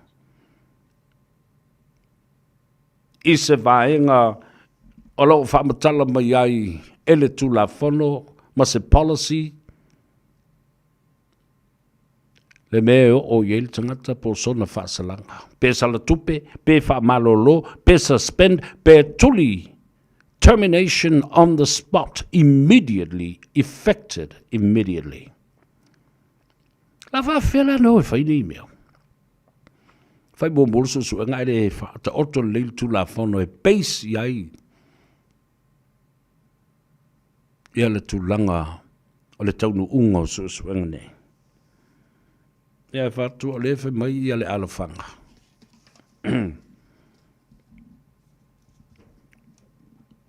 Many senior police officers and executive members of the police have resigned last week, including the lawyer prosecutor for the police. The question is why? Random, compulsory drug testing, but there was no policy. They said tu la whono. E ta oto ia I lunga le taunu unga o le suasuenga. Right from the start. Ai sa ule mea, lan me ule umaina, whaile tu la whono, wha mai, ia, na tau fila wafo o na ua, whaisi taunga tātele. E whawhea na taunga tāle lima se furu tāla. O le mea lea, wa lewa na te tau o na iai se paketi al matanga luenga o le leo. E whatino e le mea lea. A o le sros foi. O le srosai. Scientific Research Lab of Samoa. O le sros al malo.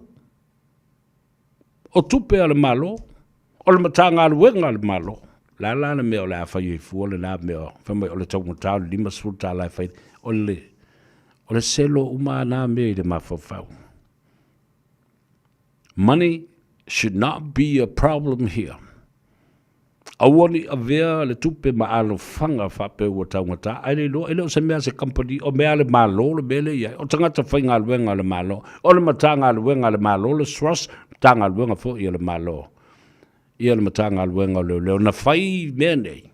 Matanga luenga tūma oti nei ina ia ngā lulue so tau au whatasi ina ia au sia se moe mitinga po se outcome o se tūlanga le lei e whanau mai ai. Nā whawhela na whetenai.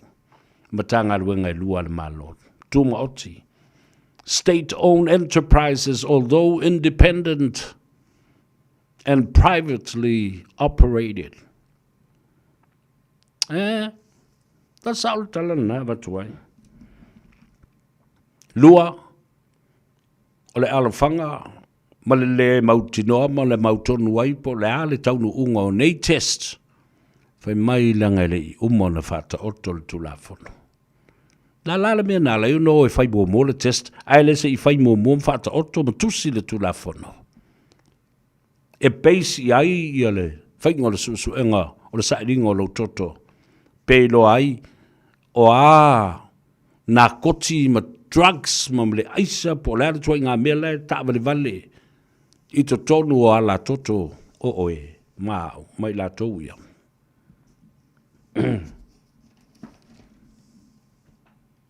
Ale saulu tala. Many police were tested and many of them were tested positive.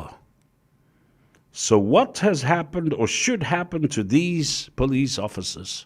La bit tauna whai tangata ne. E whatua e mai. O lai tu whātiu tala lo lava mau, tangata langa ele I whaia se tu unga, I lalo le tu la whono e whaasala ai, pe suspend, pe whare pui pui, pe tuli loa e le to iai se avanoa, pe tu avanoa, or even a warning. Se lapata inga tustusia, po o se verbal warning. Se lapata inga tu fofonga, po se lapata inga tustusia e loa I to tasia lo avanoa. Ia mana tua foila. Ao o ina su ele mele, e su how do they test the blood? They test the liver.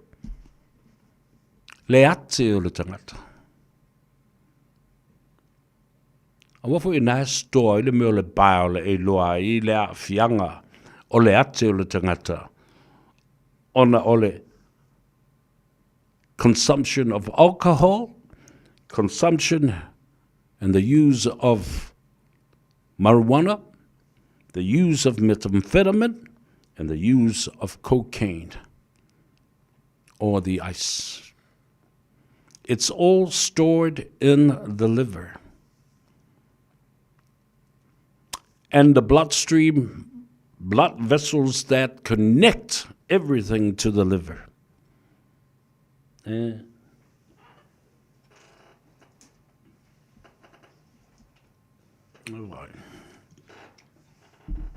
Ora kamare ka pēnga uma mea ngai ma I lo wa ke malo whakungao.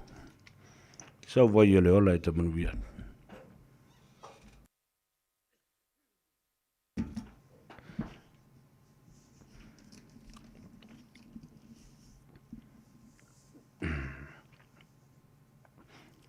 Ole vasili na tulai mai.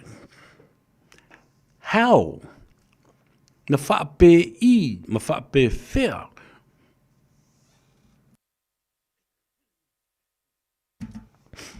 Ono tau whaia se ngai o inga, e au noa, ma le tūsia, ma le whaata oto ina o se tū la whono e lima ta ina ai se ngai o inga.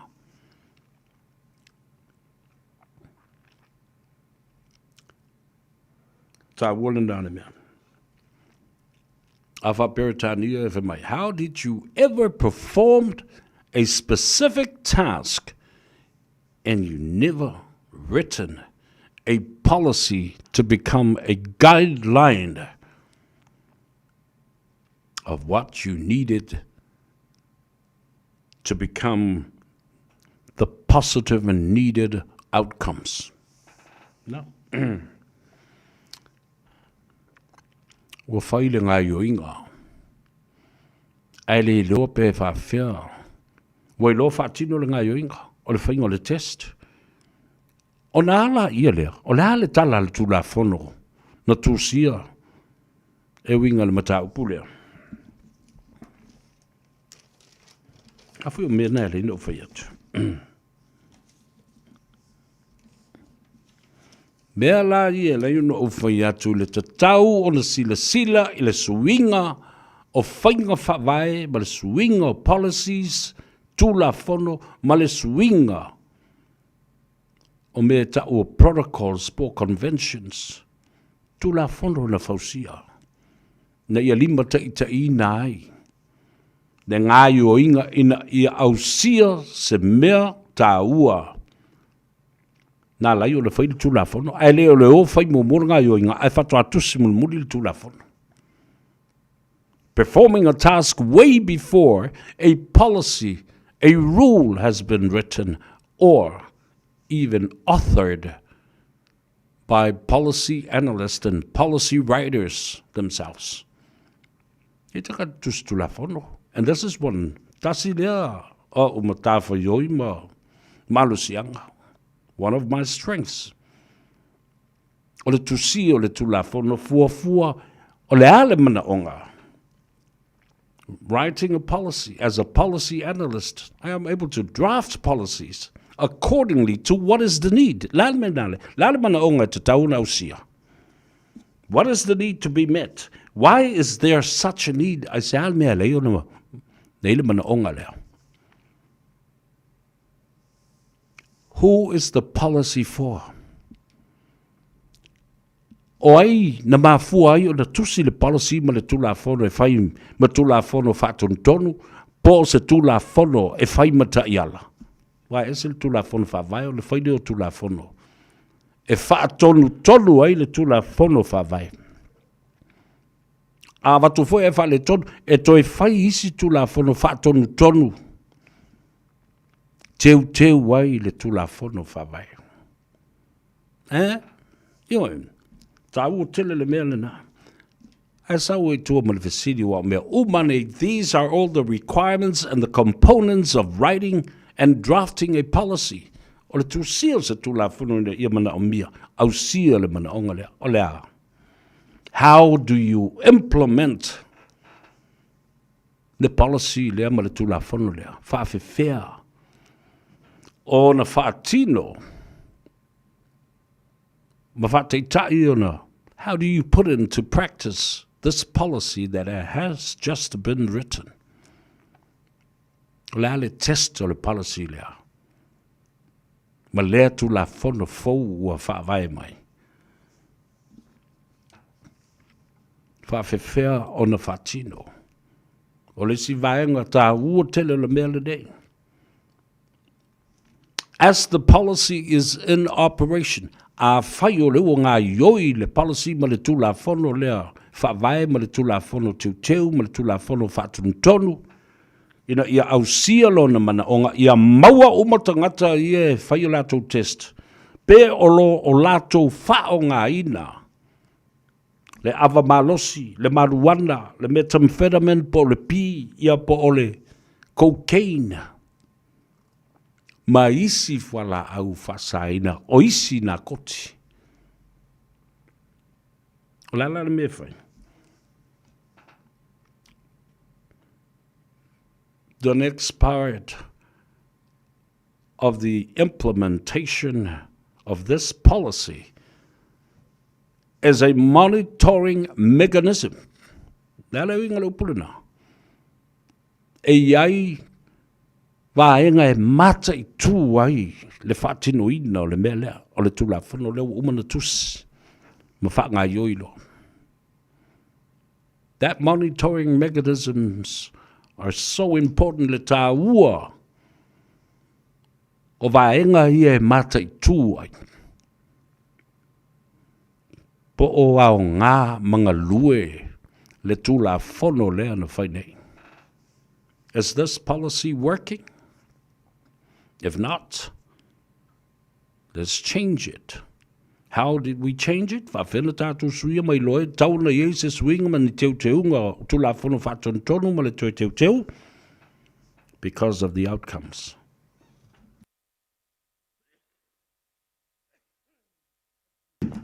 O taunu unga ie, taunu mai ie.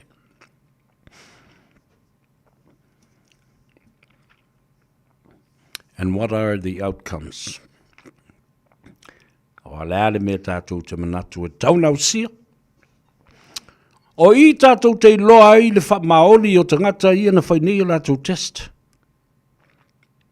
Tangata I e fia se fulu ua maua, le ua I loa I nei ma mautinoa. Oh my goodness, tātou tele o tau o le. Ua test tātou. Tua I tele le vaenga o lau tino ma lau toto. O lo atangia ma wha maunia mai wai le pepelo le test lea. O le matua te lea le cocaine le tonu I. Tua te lea le aisa ma le pi le tonu o lo wala toto. Ua wha matala mai e lo toto. You're a regular user. La le winga lupu na. E te whaiapea, lono winga le misi le aso alo na. E whai nei misi tai au ai mōlu tu pelisi aso, ia koe mimiki kama. Koe kui le kama. And different ways of administering this drug into your system. Yeah. Lala wala lewe, e pe lamu, pe folo pakako, pe kui se kui, pe ngingi se meo se vavai, pe folo, pe ingu, songi. Different ways of administering this illegal drug into your system. Pe wale ko ke va isi o ri pe fa kalango mai mi miki ale isu ke mi uma. I'm serious. I'm dead serious. You know, o mai lola ia le vaenga le na. Ole.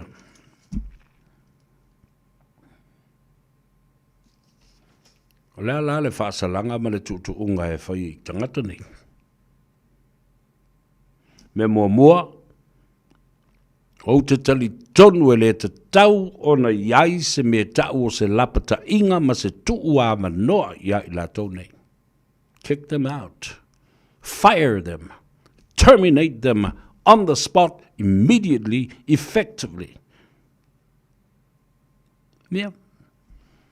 Well, to foi leva nova, leva mo male ka vale a ko ku so le valu full percent o king o kan ka fai ngal venga lele o lai kumule isa. Ngale luo se full percent e le mala malama fa o le ola fa le kangaka la so fo mala lula ai a le valu full percent o le isa korki.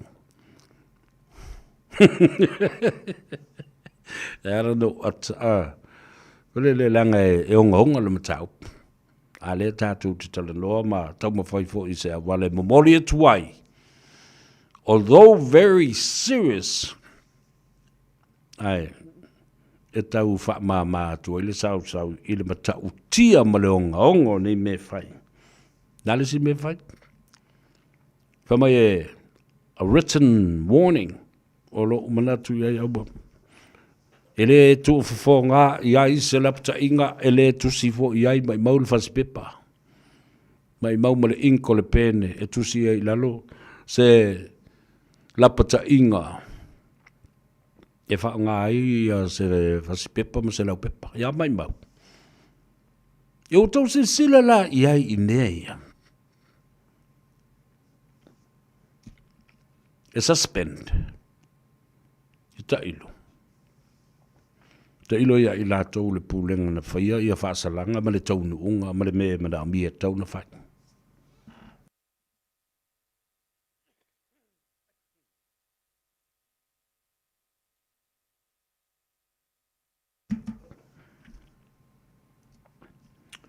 Le ala le na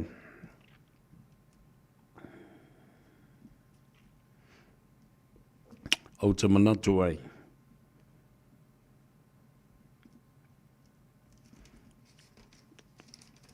Ile tā ua tele o le sua ina le lei o I la tau o le matanga luenga le leo e mai se foi I la tau I tono le mau te whana ma le pane mene o Samoa I le anga I le lumana awa o totono o le ato a tele I la tau o le amaua Talofa Anita, change is good. Te tapipi ma uta uma nai. Awa tau te fefe ni swinga tau na whai.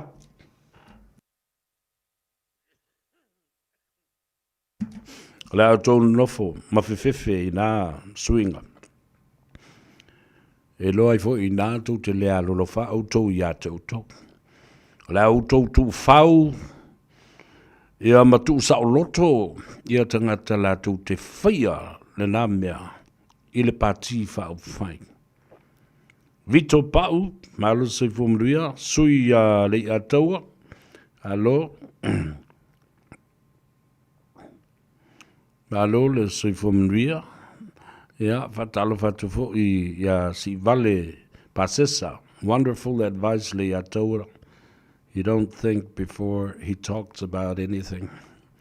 Ia le naua matu fo ia le tuolalo. Fatalo fatu le sunga pestanta malangi.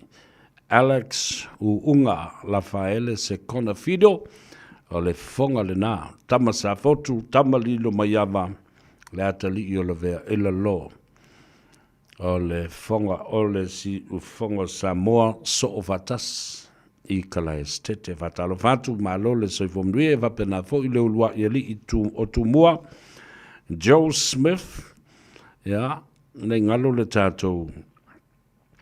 tatou fono ya e mai se fo I le fambo moi o mantua o le tatou o le aso luas fuma le tasi o le masina le nei tu so le vai aso lea I le aso farede luas fuma le tasi le na o le masina le nei o a November lua fe luas fuma lima ya o le aulu fao ai lo tatou nuu atoa manase sa fotu ia ma le tatou I tu malo fo I o le nganga I fo maunga numero tas sau ai ma utou le lua sau ai ma nganga I fo maunga le numero tolu o le nuu o le ainga o le I tu malo la vai tas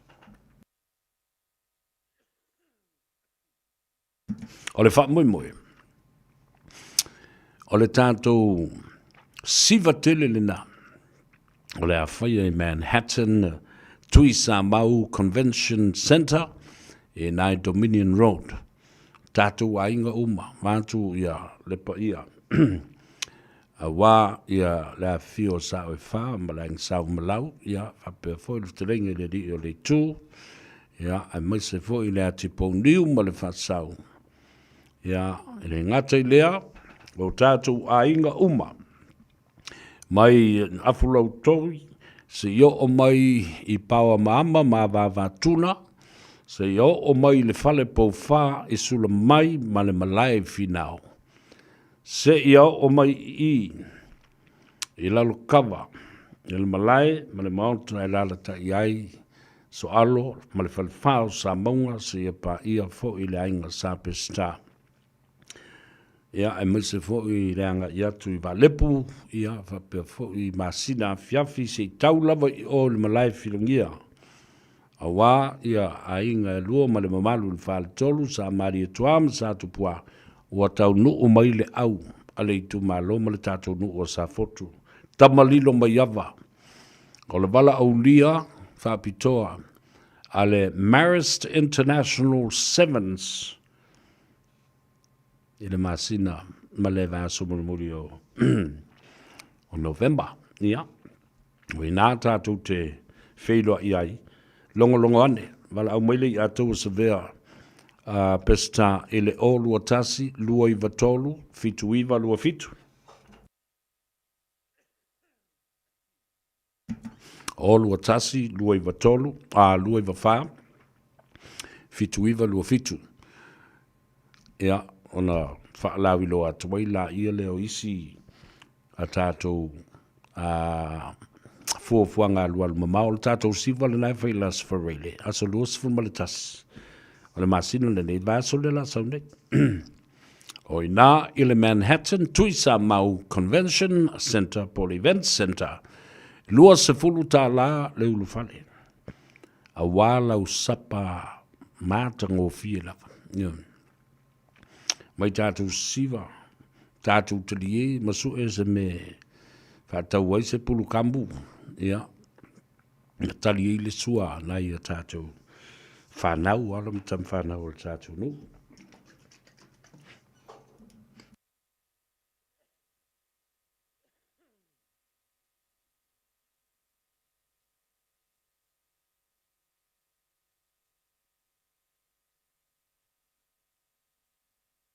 Ma o se ava no le le fo na o mai e alo matam fa na o tatu no e fai ma ave fu tatu tu malo ya fa per vo le tatu no e sa foto ma manasse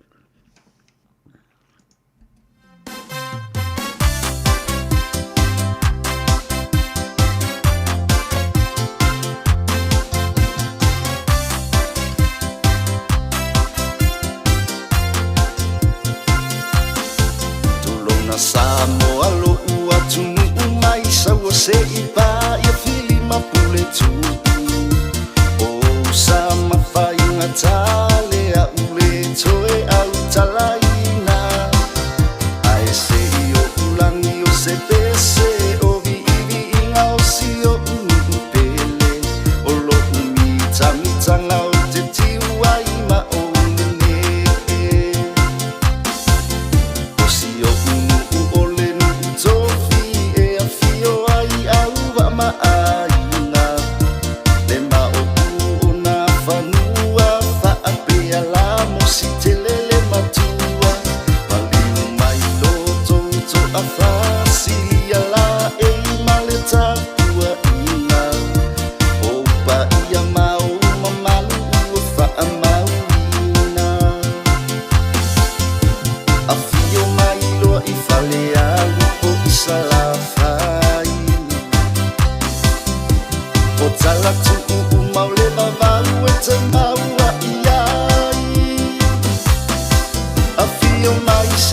sila sila isi o unua e se le mataina a e se I whaafia fia tamaiti o le tapua ina.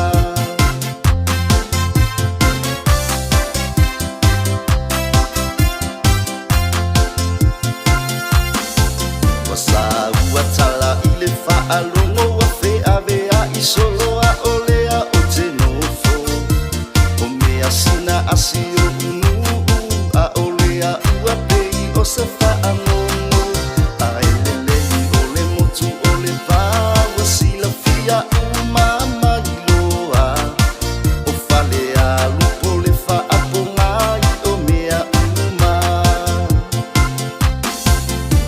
o le whawha o saua lii ma le lua loto o alii le pae pae o apa ula whaapia le ana o wa atau sili le paso po ia le vaisua toto ma le maa vaisua le tūlanga vai o moso ma le ina I lau atina sauia la ia eva ai e te tali tonu ai o lau whanua o wa o tupua o lo o iai tama o le sau ai whai whai le nu le malingi Samoa ia mata I tu oli mali e pei o le lupe ua o lo tu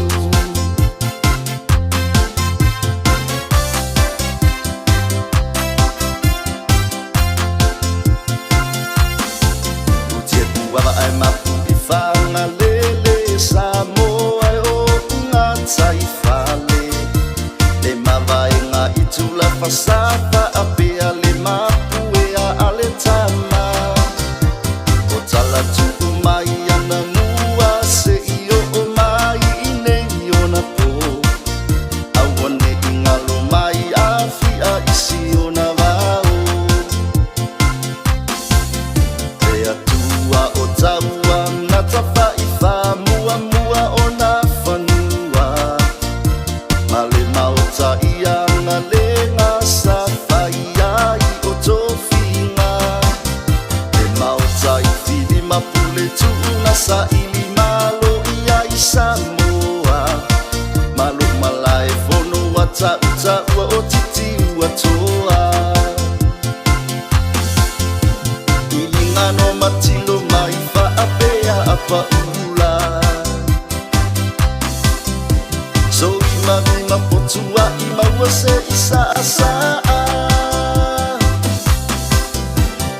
ai se I ai uli tole a foa ma le a waluma e taua lunga lo taso ua manaia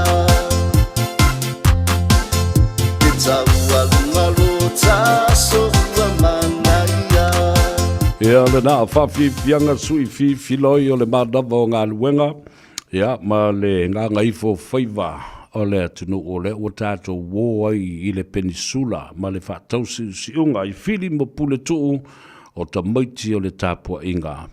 Ia, le nā sa whawhiwhia I a te oe I le manawa I o ngā luenga mo Faiva le nei aso. Whamalo atu le tautua, whamalo fo I le tauatai. Whawhitai tiute ma ngā luenga sa whianga iai. I le nei fo I aso, ia, ala le ua taualunga o tau Faiva. Ia, manatu o le asaunga le mū le toi fo I atu I maota balawa. Whai maalia lo sa, e le o tūlanga le lei le tala le tau. E pei on whaalia fo I. La iei sisi vaenga o le pō, o le a timuai. Ia, whapenau na whaasolo atu ai I le aso atai au. I le tau, le teimi e lang le lei e fo I le aso fau o lo mua mua. Ia, ai tāru siam. Ia, ni te telefo I ni leo longa awa o lea o lo valo ia o le timunga. Mamatangi malolosi I le whaitu leo Christchurch, the Canterbury, Hawke's Bay, ia Magispan. Ai mamafa fo I timunga I lunga I aukilani nei. Ia, o le whautuanga lava lena, mua longo puyali I le atunu, ma ia e alu ala e te loa I, ngau whalongo whai mai ia sa veo. Ia le ataua O se teimi o le po e tua mamawhai i a timunga. Ia o nisi fo o lo whaafonga mai I no whanga fo I lea maua lalo. Ia matulata I vaitafe ma mea vaituloto ma mea whapena. Ina ia moe alala. Moe le matua moe po. E moe te. Aere o le moe fo le moe aere o le moe safati. Ke moe safari ke urufe ko ai ma se povi de awan. No mai leo o la utala noa. I se langona whanau noa. Na mai tau wina mamoli mawina I le vai aso na se I mawai atu nei. I le wheilua inga le fionga I le sui pale mia mua mua. Ma le vasenga o le autustala. O se mea sidi ona whanau noa ai. Ona lea na matua nginga amalangona ai le leo le whaululunga le matanga aluenga. O whaini le fonga whapea. Awa le wa tu nei leo tu stala o whailoai o sao whai mai le fionga le sui palemia. Ua tātia ai ma le launga I ona luma. Ai le ai se mea tau o le whaatulanga ina o mata upu o le atala no ina le whaatala noanga ma lau tu stala ma lau whaasala. O lea lai lo whanofo atu ia. Le fionga I le sui palemia. Whaatalitari I ona malu au tafa ia e lipo ina de la tau lau ma le safa inga. Po fea o iai, lewa I le launga. A o fea la o iai le lisio mata upu tātou te tala no ina maanga iai I le whasoa. Nei se mea. O le tau whesiri atu I le sui palemia. A o lea fo I mai moa ma whaafonga le au tustala. Ai a ngina I fo le leo. O le tai ma le whaulu lunga le matanga luanga por CEO fa mai. Whapea ia ai le e valea le sui palemia ma o le whalongolongo le autustala. Ai le iro le autustala le au whaitatala e longo umai Samoa ma whaafonga I le mea matangale o whai le tangata lea. Whe mai le tala le tangata. Ia kua I pēr whapea ngā e ngofungo e ase I loa pēr ngā kei lo se me whai. Samoa oka e wa avea ia I lava le mafo fau ma le mi ngao uto wawa aila I whainga ia. Le whai mai o whainga whaavae ia e muri tai ei. E whapea ni tala tangata e whai le vai teimi o tule e pa. Si uto wawa ai Samoa. Talo whai. Ua umana lau e tule e para le muri lua, muri tolu, muri wha o le fionga le sui palemia. A o le pula mai o na mata. Si ona toa lua ma si ana whanau lona a inga malana e kalesia. Le I tuma lo ma le lalolangi a toa. Le a whawhewhea na whai. Ana o ina a o lo outa iai o lo tustale na. E whai sa o tuasa o tala iai. Whalongo mai oe le mafofau le pū mai whapelo ngutu. Tulau whafonga le tunu. O le sui palemia le nae te tautala iai. Ioi. Ona ne a vea lo tātou vā whenga iai e le mi ngau ai. Mau te whai atu ai le whionga le sui palemia. Cancel tātou malia lau whionga.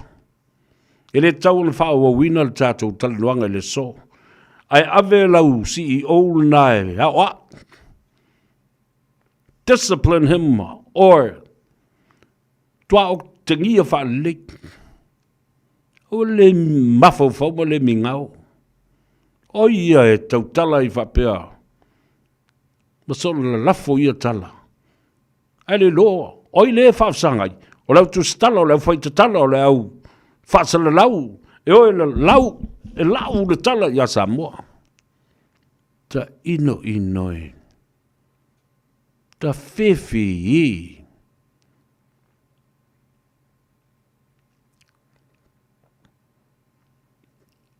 La mea tau na whaile mea lea. Mea le ta ule le mi ngau. O le tangata whai ngā ruenga. A o le whaululunga le mata ngā ruenga. E whaalongo lana mi star. O le sui palemia. E leo se sui CEO po se ACEO. Anoa. O te a mia le pisa si. E o mai e whai se sua suenga whaapitol me tau pulea. Ne mata ngā ruenga o lo pulea tangata whai ngā ruenga ale malo. A o whaafonga mai fo i o tōna. Whai se mele mea lea. E le maalie. Tau valea. Te tai o lea tunu.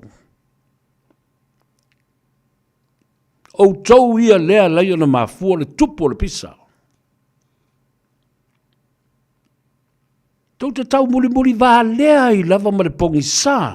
Ia tu le epa mana whainga. Whawai. Wale o toi ao ngā. Ma le i chapipi.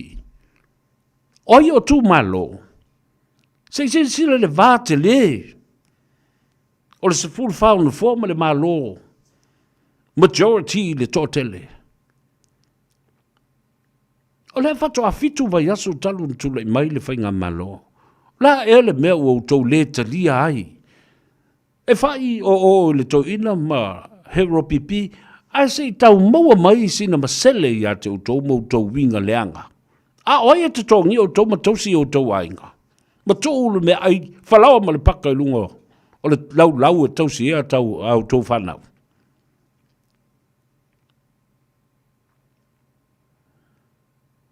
O te matua i o uofo. O te matua i o uofo. I nei tu ai ngā mio. Pa a le mi ngau. E le i loa tausi. Te tai o le malo. No fionga le sui pane mia. There's only one thing that you can do right now. Tell the SPCA's, Samoa's Public Servants Commission, to carry out an inquiry and an investigation against this CEO. Who does he think she is or he is? His superiors are right next to him. Talo fai, ta ino i noe, i mulfia tangata. Ta oal tala volina le. Le upu leo le fia. Fa I a fia. E te wha pipi ia lo i se upu o le veape, po o se nauna.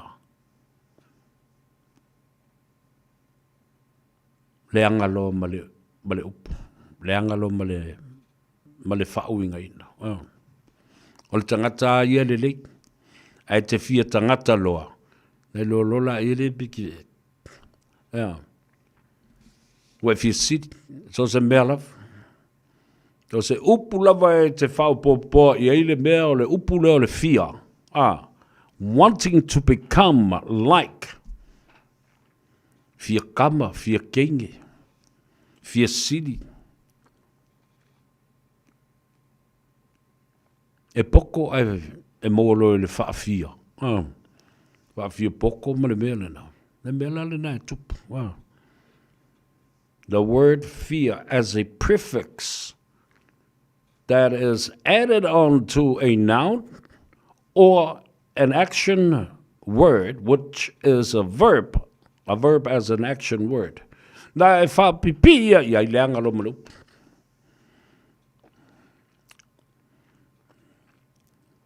E whai mea. A tūlo e fia whai mea.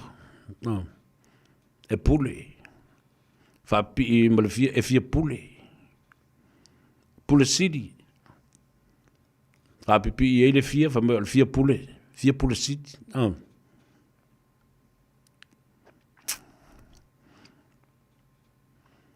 Ole aisi me vapi.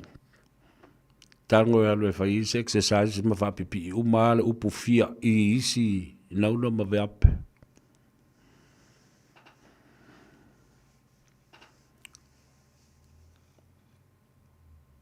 Ela ngona ai le whanono.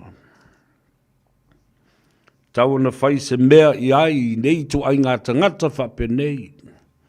Whawhia lo mori mau ma launga i nei mea. Ale aunga e alai ona o pese atu ma ta upu nei. O le vano nofo. Le vā whea loai. Le vā tausi malo. O le awa whata. E le mawhai, e le whai ngā malo fau o iei nei. Ona ngā lulue mo le ati nae o le malo o Samoa. Pe a whai, e le mawhai o na lango ina.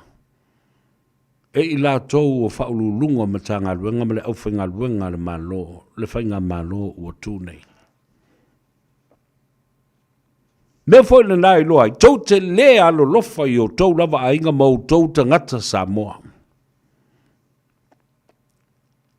O le me fai lau fionga i le pale mia, le loia sili, i a whapena foi. Le filinga e fai e o tau le Public Service Commission, recommendations i tangata whaunei tanga i konkalati. Employment contracts. What is the legal status? O lo o ta oto iai le mai ai o ia kon kalate. Wha uma. Wha te au main tangata le lei. Ioi. E mea la le whai atu nei ai oho fo i tule epa ma le limongi ma le fast oi ma le chapipi mi milo fa me o tuli tangata. O la ala utou mafau fau iei. Ola sana whaalua i atu pele malo. Manofo mai ma totongi vai aso uma, ma vai aso uma. Ai le aise la tau me whai, o le whatau te ma te mai i le pūlenga le malo o tū malo nei.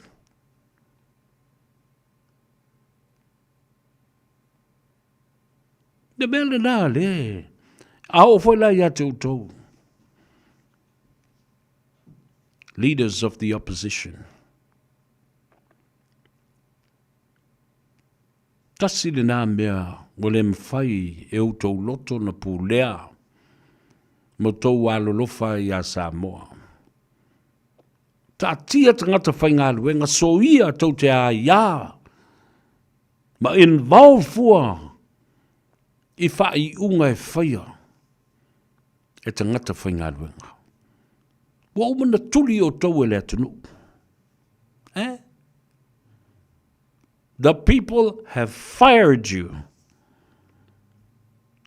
Talo fatu feta ombi 7. Alol se fumruia. Tills Swalga. Anaya Toshiba fired him. Dia saulili. Sefo.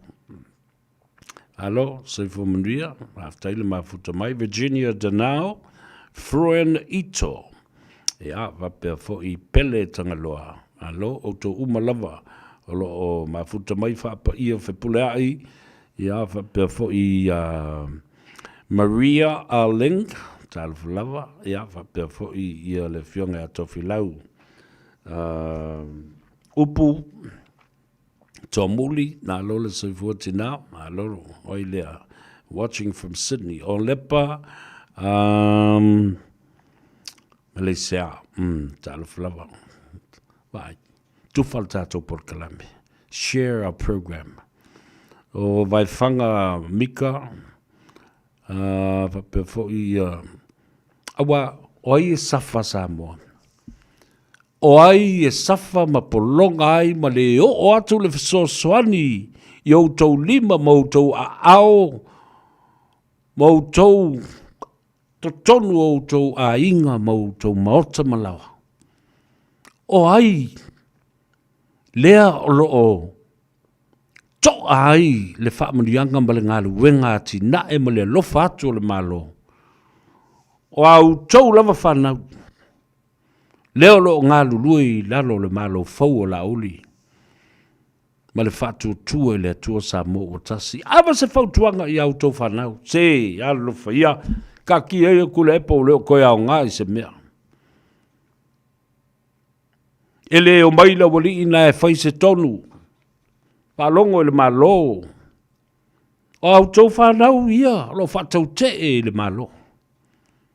Le ala foi le nai ale na tuai atu le se leni mo o tau. I au tau pensiona ma au tau tu stupe. Ma whaapatunga tupe. Ma fua mairi. I au tau whanau ia ngā lue. Sa ngā lue lalo tu le pa. Ma le itra pipi. Leo o mai i whatau te e ai. La whawhea lao na whai.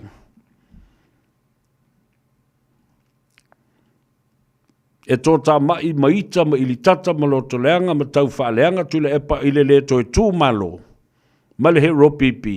Ai whaaleanga a tō ai le system. Whaaleanga a tō ai le tātou mawhtanga. Ina ia o atu le whasosoani le malo i atu tō. Therefore la o whaaleanga na mea leanga, ma mea masei le whai e tangata nei. Wa te ai tua le tūlanga tā ua, ma le whola māwa lunga e a ngai ai le malo i se tūlanga le lei ma le alo ia, ai uatangi ai. Le mana na o e ta lepe uma fuafuanga le lei a le malo. Ina ia manuia le atunu maona atina e.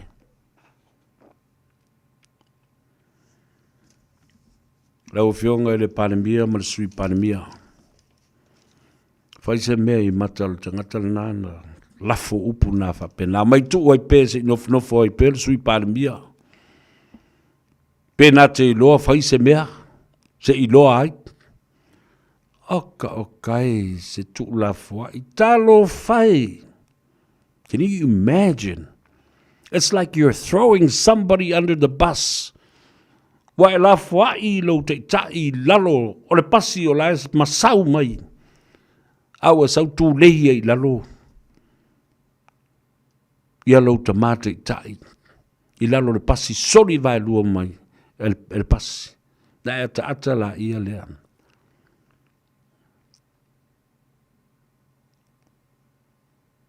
Tanuvasa. Tonga. Luisa Tanuvasa. Talofa lava malo le soifo mria. This is getting worse. This is getting worse, and I'm telling you, Samoa. O tau lava ia. E manuia ai le atunu. Whaase fulu tau sanga. O ue tu le epa ma le hero pipi. Ia le atoanga o mea. A le whaala velave. Ua matua i sueni lunga masa veu ato e satani le o ngā tonunga le mua le loto ma le fatu ma wha oso ai le ita ma le loto le anga aisea ua le o toi tū malo whaia ina ma malolo popo e le ma whaio na lātou talia ina whaafafonga i ei Samoa. Ele se le tala le nā. Ea pēr se i mali lia ia. Ele mwhai foi o na mali lia. Se i vanga nā ua toi whaafoi i ai e la uli. Le master plan le na sau savali ese ma mai. Mole la uli toi whaafoi le master plan.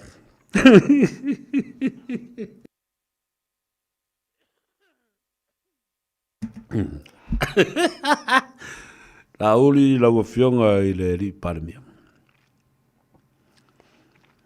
Ave se vaenga o le master plan i o ai tu le master i te oi. E matau tia le mea au tu whafonga ni iai. Peini valo anga mani mea fo i lea pei o le vai teimi o le toina o le utele le ite i ite mate Mate matenga. E le mea le atu.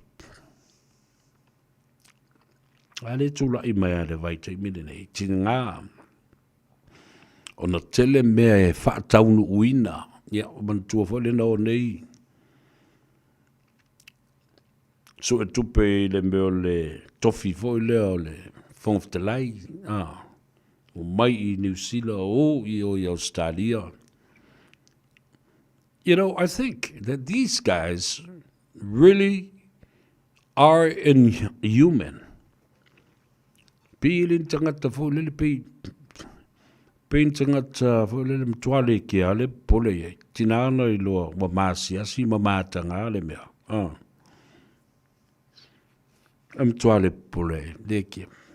Yala oi loa tu la vai fa matanga. Leo wa leo. Ya leo wa la fo me fiume. Toi fo tu loa I Samoa. Fa mamalu loa lava. Ya le tato fonf te lai. Le fionga loau. Sola mal malo kene tisiu.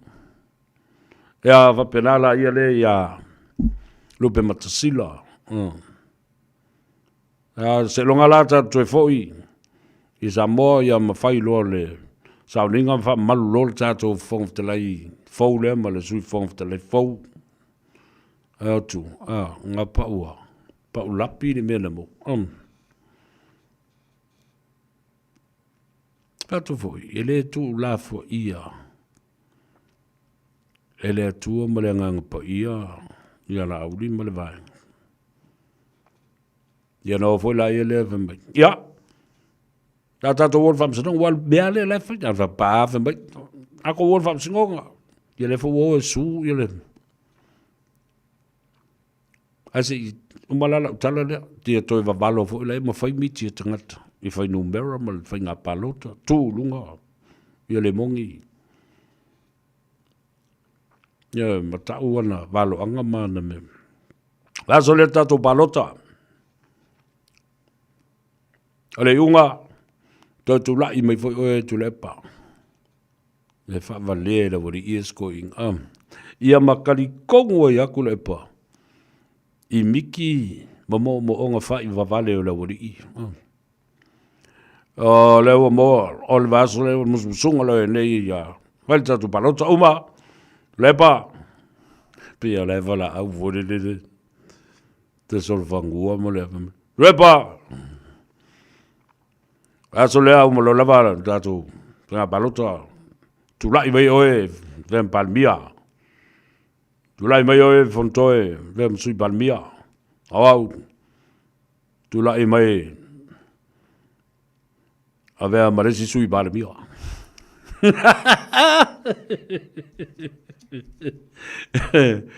What a total embarrassment. And people are listening and people are getting to redefine words and read them. And make sense of what I'm saying and what these people are saying. Ia uma vole le na. Uma vole whenga palota mo kua pākalu ale mea. Tu e wheo soi volunga le vena. Lulu mo ingi mai maka. Pāle I loa so lim kwa ia uofu lava. I kwa I le uofu. What? Lale mako me o fai. Lale mako me se o fai. Ai se mea nga mako le fai. Kere yo me sa le kaunko fai. Sa le kaunko fa le anga inga fua. Ana vatau le palo. Kamalaka ngaka. No personal attacks. That's what you did. And that's why you lost, like I told you. Ana whalongo mai a te au lau talana whaiatu. This general election 2025 will come down to the point of the importance of the characteristics of the leaders, their personality, and also their personnel and profile. the way they communicate, and the way they approach people. Na ole wala fesota i ta ele toi maloa se pati fa fa na leo au male po lo la to fa le nga ina tangata fa le anga i state ta i si pati ma so ia to to fe ni miti mane valo anga o tali tonu o si to ina o tau le me noi na le pawal me le no fa tali la so le fa to nga ma mai. What a shame. Se mea mata ngā, ti e lungorisi mata ngā, ma le māsiasi. Tau na whai o tau nei. Se whāteita inga le lei e lifi ai, le moral. O si toia ina, wa matua le toia ina. O tō wāwai e. O mo i ini, ma punou, ma vaai lunga, ma miliona fonga, ma selu i tualo na lauwao.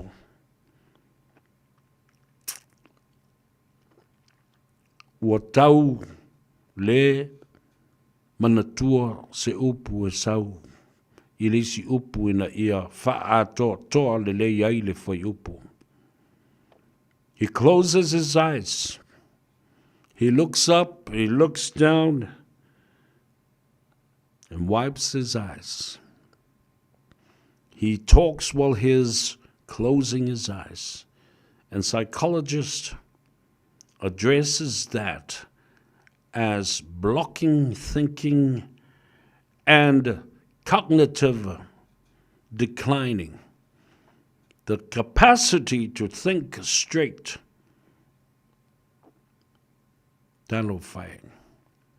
These are signs of dementia and mental health issues.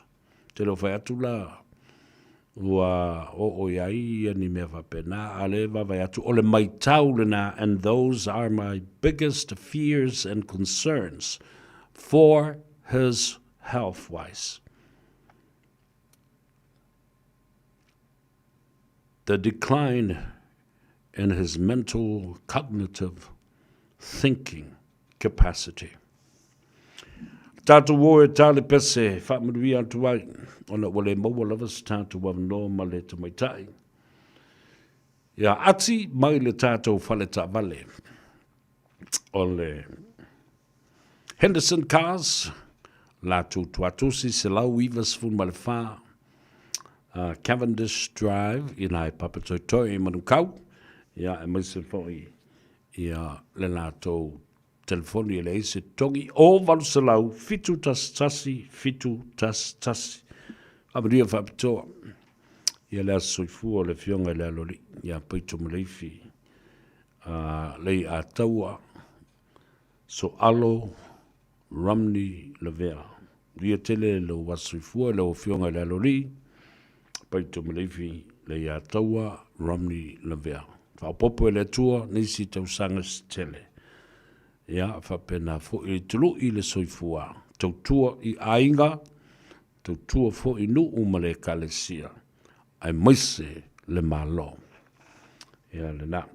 Pabalo atu lau fionga i le di panbia, le tapu inga fo i le nei ia fiafi. Ia whaamalui atu ai fo i tali ngā sua. Ia maise fo i osi ngā taulanga. Whaftai i whai fe au, male au whai ngā luenga. Olo o whaia pelo tau tiu te wha ale sāle vi, i le anga i atu, whaia sau ni ngā lotu, wha pena fo i le momoli atu o le wha manutunga i le tātua li i pāle mia. Ia, ma wha pena fo i ona wha fawina i lana whengainga. E pei ona osi ma le li whaolo i Jesu Keriso. I le Santauro. Ina ia tātou manu maloa i le oti, ma le ola e whaavavau. Wa maira minstao tupe ya mulipola anerosa. Leo ua pasi nei la le tātou tala i le tupe. O mafoio na au maia le warrant of release of funds mai le fionga i le au mamalu le mano. O lona wingala, e le toi tua ina le malo, I le tuai atu o totongi matupe, ia utou tu stupe, ma utou bank accounts. Ale be, e te tau ona, tilo iai. Awa e tofu uba lava matanga luenga. All ministries have their own pay clerk system available. Tawai la ona whatino le lei au tau, ma vave na whaina mea.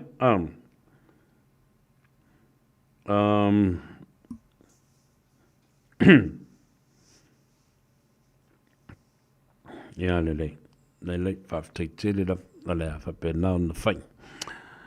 Ia, mai whanga mika, talo whalawa malo le seifa mduia. Ia, ai mai se fo i le toa tele o i lātou. O mai mo mai lunga le tātou apia fo linga. Ai mana ia pē tango e tufal tātou por kalampe. Charles Stalin, talo whalawa. And also Painu Utumapu, talo whalawa. O Whaunga Nelly, talo whalawa. Malo seifa mduia. Noa, Whaotota, o Whatupu Mangele To'o. O whelewa la umai ai whamai. Sa vele atua ia tau nuu ai le tala. Whasia le ngata a o pula pula o na mata. Talo whai le sui pale mia. Sa o le lei, e le se le nā mea. Ana whapea la o stangata lea. E whaisana tala whapea i le atali o tule epa. Po se a whawhine o tule epa. Oka o kai se mātanga. E le mawhai. E le mawhai e le to ina lea. Ona handle tu ai ngā tala whapena e whai. E le mawhai. And I'm telling you that I'm taking this. I'm going to write a letter. Pei a whau no tusi atu le whionga le whonga whtalai e winga le tala li moni lena whai a vui le tama sa tuala. Vui seina whalawa. Mai a umawanga oe. Au te tango wha uu lunga o vai e to tolo ulu i lalo. O le palpala. O tau wha whonga e. Umale na palau vale i tonu al mauta whanu mal palmen. A lea fo ua toi whai e tu le epa lea tala mata ngā. Tua ia ai. Le whionga le sui pare mia. Ele o stanga ta whainga luenga le malo. Ele o se CEO po se ACEO. O le min star o ngā luenga te tele. O le min star foi. Ma le sui pale mia. Min star o ngā solta inga ma. Mea uma whapena. Talo whai a. Ia ka whengi fuki ngā ulu o le whionga. Ele sui pale mia malona whale tua. Na whai ele nā pōma upu. Ma mafa ta 5 kilo kalama. Ta i se lau kilo kalama le ma mafa na lafo i le valea. Misa. Ewa ina i loto i pena pa i 5. Tenga fuki urua. Ai wha longo ta maiti. Le whana upele talo whai. Wau tau sila iai. Ma wha longo iai. Tulepa, nawa umona u whai atu. Alua toi tā pena le lei mai. But the problem is that you know you're tired. You know you don't have anything left to give back as part of your legacy for all HRPP, caucus, and political party members. Nothing. Tango tua ilis tanga pū, tango tulis tanga pū, so e mai lunga. Whakaupaki ka ngwak na. Mawa tal sau talana. Mai le talia ngō fia le lei le whalongo tule pa malawuri i umai. La lau mea lofa, lau sau molia, ma lau oso e tuu. I 5 o le hero pipi o lea, wa mata na tawhala. Ma ua pula la ngoto, o le a nganga ifo le la. I le soifua tautua, ma le soifua ngalue. And that's why he's gone out of his way to find anything, something, because he knows he has completely lost it. Mau kou ngā suyo le chapipi, so ia tau ke whiengi miki, sua vaia whapea, wheu kele wa kele i eile polo ai vaia. Ngā le wheu kia. Ngā le wheu kia i o ka ngaka, ai wale eise lololo. Ia makari kongo asko inga ma miki e ia le sua vaia le miki lea ma wheu kia ia. Ia ma vai le ngangu vole le kama i saa vole le sau le aka vole leo. O le hau i whaifau e pula ere ngola kanga mai. Ia tatu. Ia lelei, o le atata uo. E tā le pese, whaamanu i atu ile i atau o sa vea i ate. Oi! Awe ke ika, o ke ko ka mai i le mea, o ka kou e ka alo whape ngā. A le whea tu sao ale me, tau na. Maana malama lele i ai. Lele i tai a o mātu le tala. Nei mai aso tātou tālia fo i lupe o maunu i le ngase o le tātou i pālemia mo le tātou te tai. Tālo whai wa o lau le ono, le fitu fo i mai aso po le mālua māsina fo i talu na taunu mai. Ia o misia fo i le a fionga i le pālemia. Ai moise, whafta i atu le atanu, ulau tau wanga le leimo lau tausi ta mali, tausi ta paau, tausi ta itai. Mai le au whai ngā ruenga se i o e tupu mai whale tua matausi o e kalesia le tupu langa telefou sa le vi ia le na. Congratulations to the Miss Samoa at our Pier Park 2025 ngai mali I soti Mapu, 24 years old. Very pretty. Mai le fio ango vaisala, whale lima, ya, o le mongo fia, ia masapari.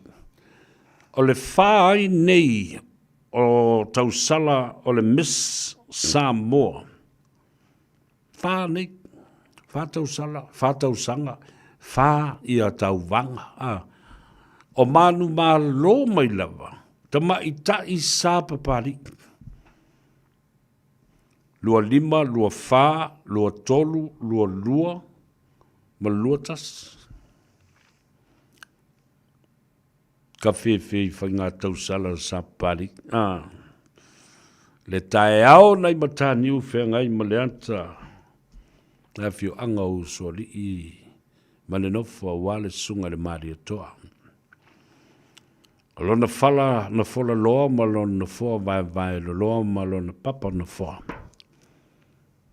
E wha fofonga I ei Samoa. Congratulations I lau fionga I le tamaitai. Se ngai mari, ia po lau fionga fo I le toa.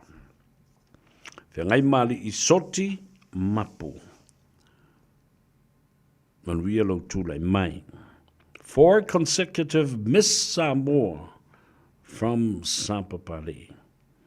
Ja, o le tā ua le nā. Ua malolo le tātou au le toa Samoa, ai whaaftai I tāru sanga. Maloutou whaamalusi au, ma whaala I au. Manuia le tātou au o le manu Samoa I le tālonga ma Brazil. Ja, masalope toi lua e tālonga o lo tutoi. Ia ona maua leo se tala fifia. E tusa ai. Male tulanga o le tātou maua le avanoa e atu ai le World Cup. E le tausanga fau. Ia, malawa atu ai I. Ia na ia tala mani I po kalame le nei aso. E whangia le tua. tātou maua lona manuia, ia whapea fo I lana pui ngā saunga le mū. Le pō o lo malu mai, tā oto ma le atua, a afu whatasi ma le atua, tātou sa ili I le atua, ala whai I le atua, I le aso a tae au, mawholinga I le atua. O mori ai, te whawhitai, I le aso a tae au, I le aso fauta I ta ia tu eilo tau sifua. Nei maunga te tele, I maunga iti, whapena fo I le awhanga aluenga tutofi, o tupu mai o le atunu o le lalo langi, maona tawhai fia. Le tupu langa ma le malosi o Samoa se yo lava I nai a tātou whana witi. Ria fo I le tāpenanga a wā, a o onga I le asua tai au. Le ngā luenga o lo o tala whauto ai lana au whai ngā luenga I tawhai fia. Ria tele, anga le lei, I le au whai ngā luenga mamana le nato upu fola fola. Ia whaaftai le whanono manu, ia o mai atua le polokalame whamangalo le ato sa vea, I se upu fo I wala vale, ia le tali tanunga o le tamama le tina o lou titi foi tama e malua. Ia, o talana e winga I le tātou, watunu uma o tātou tangata le nei aso. Those are the stories about our people today. And thank you for listening. Share our program. Ia, mese fo I la tau lunga le tātou apia fo linga. Ia, ma le tātou YouTube channel. Love you all. Alofa tele mo oe, whelua I le aso atai au. Soifua, ma ia manuia. Whaapeo na puniti o le la. Wawau le langi, o le timu fo I le muta. O fitilo na muenga, wa tofai, maloi mata. Fitilo fai solo, wa le tau ai lona loto. E uso e sauia, o le vai nulea e te tau mawhaina. Papu mai le pauno, le whaamalu lea ua e laina. Ia whaamali e ina, pau o se mea ua au mawaina. Whaalango mai, I lo utau au e te mapua.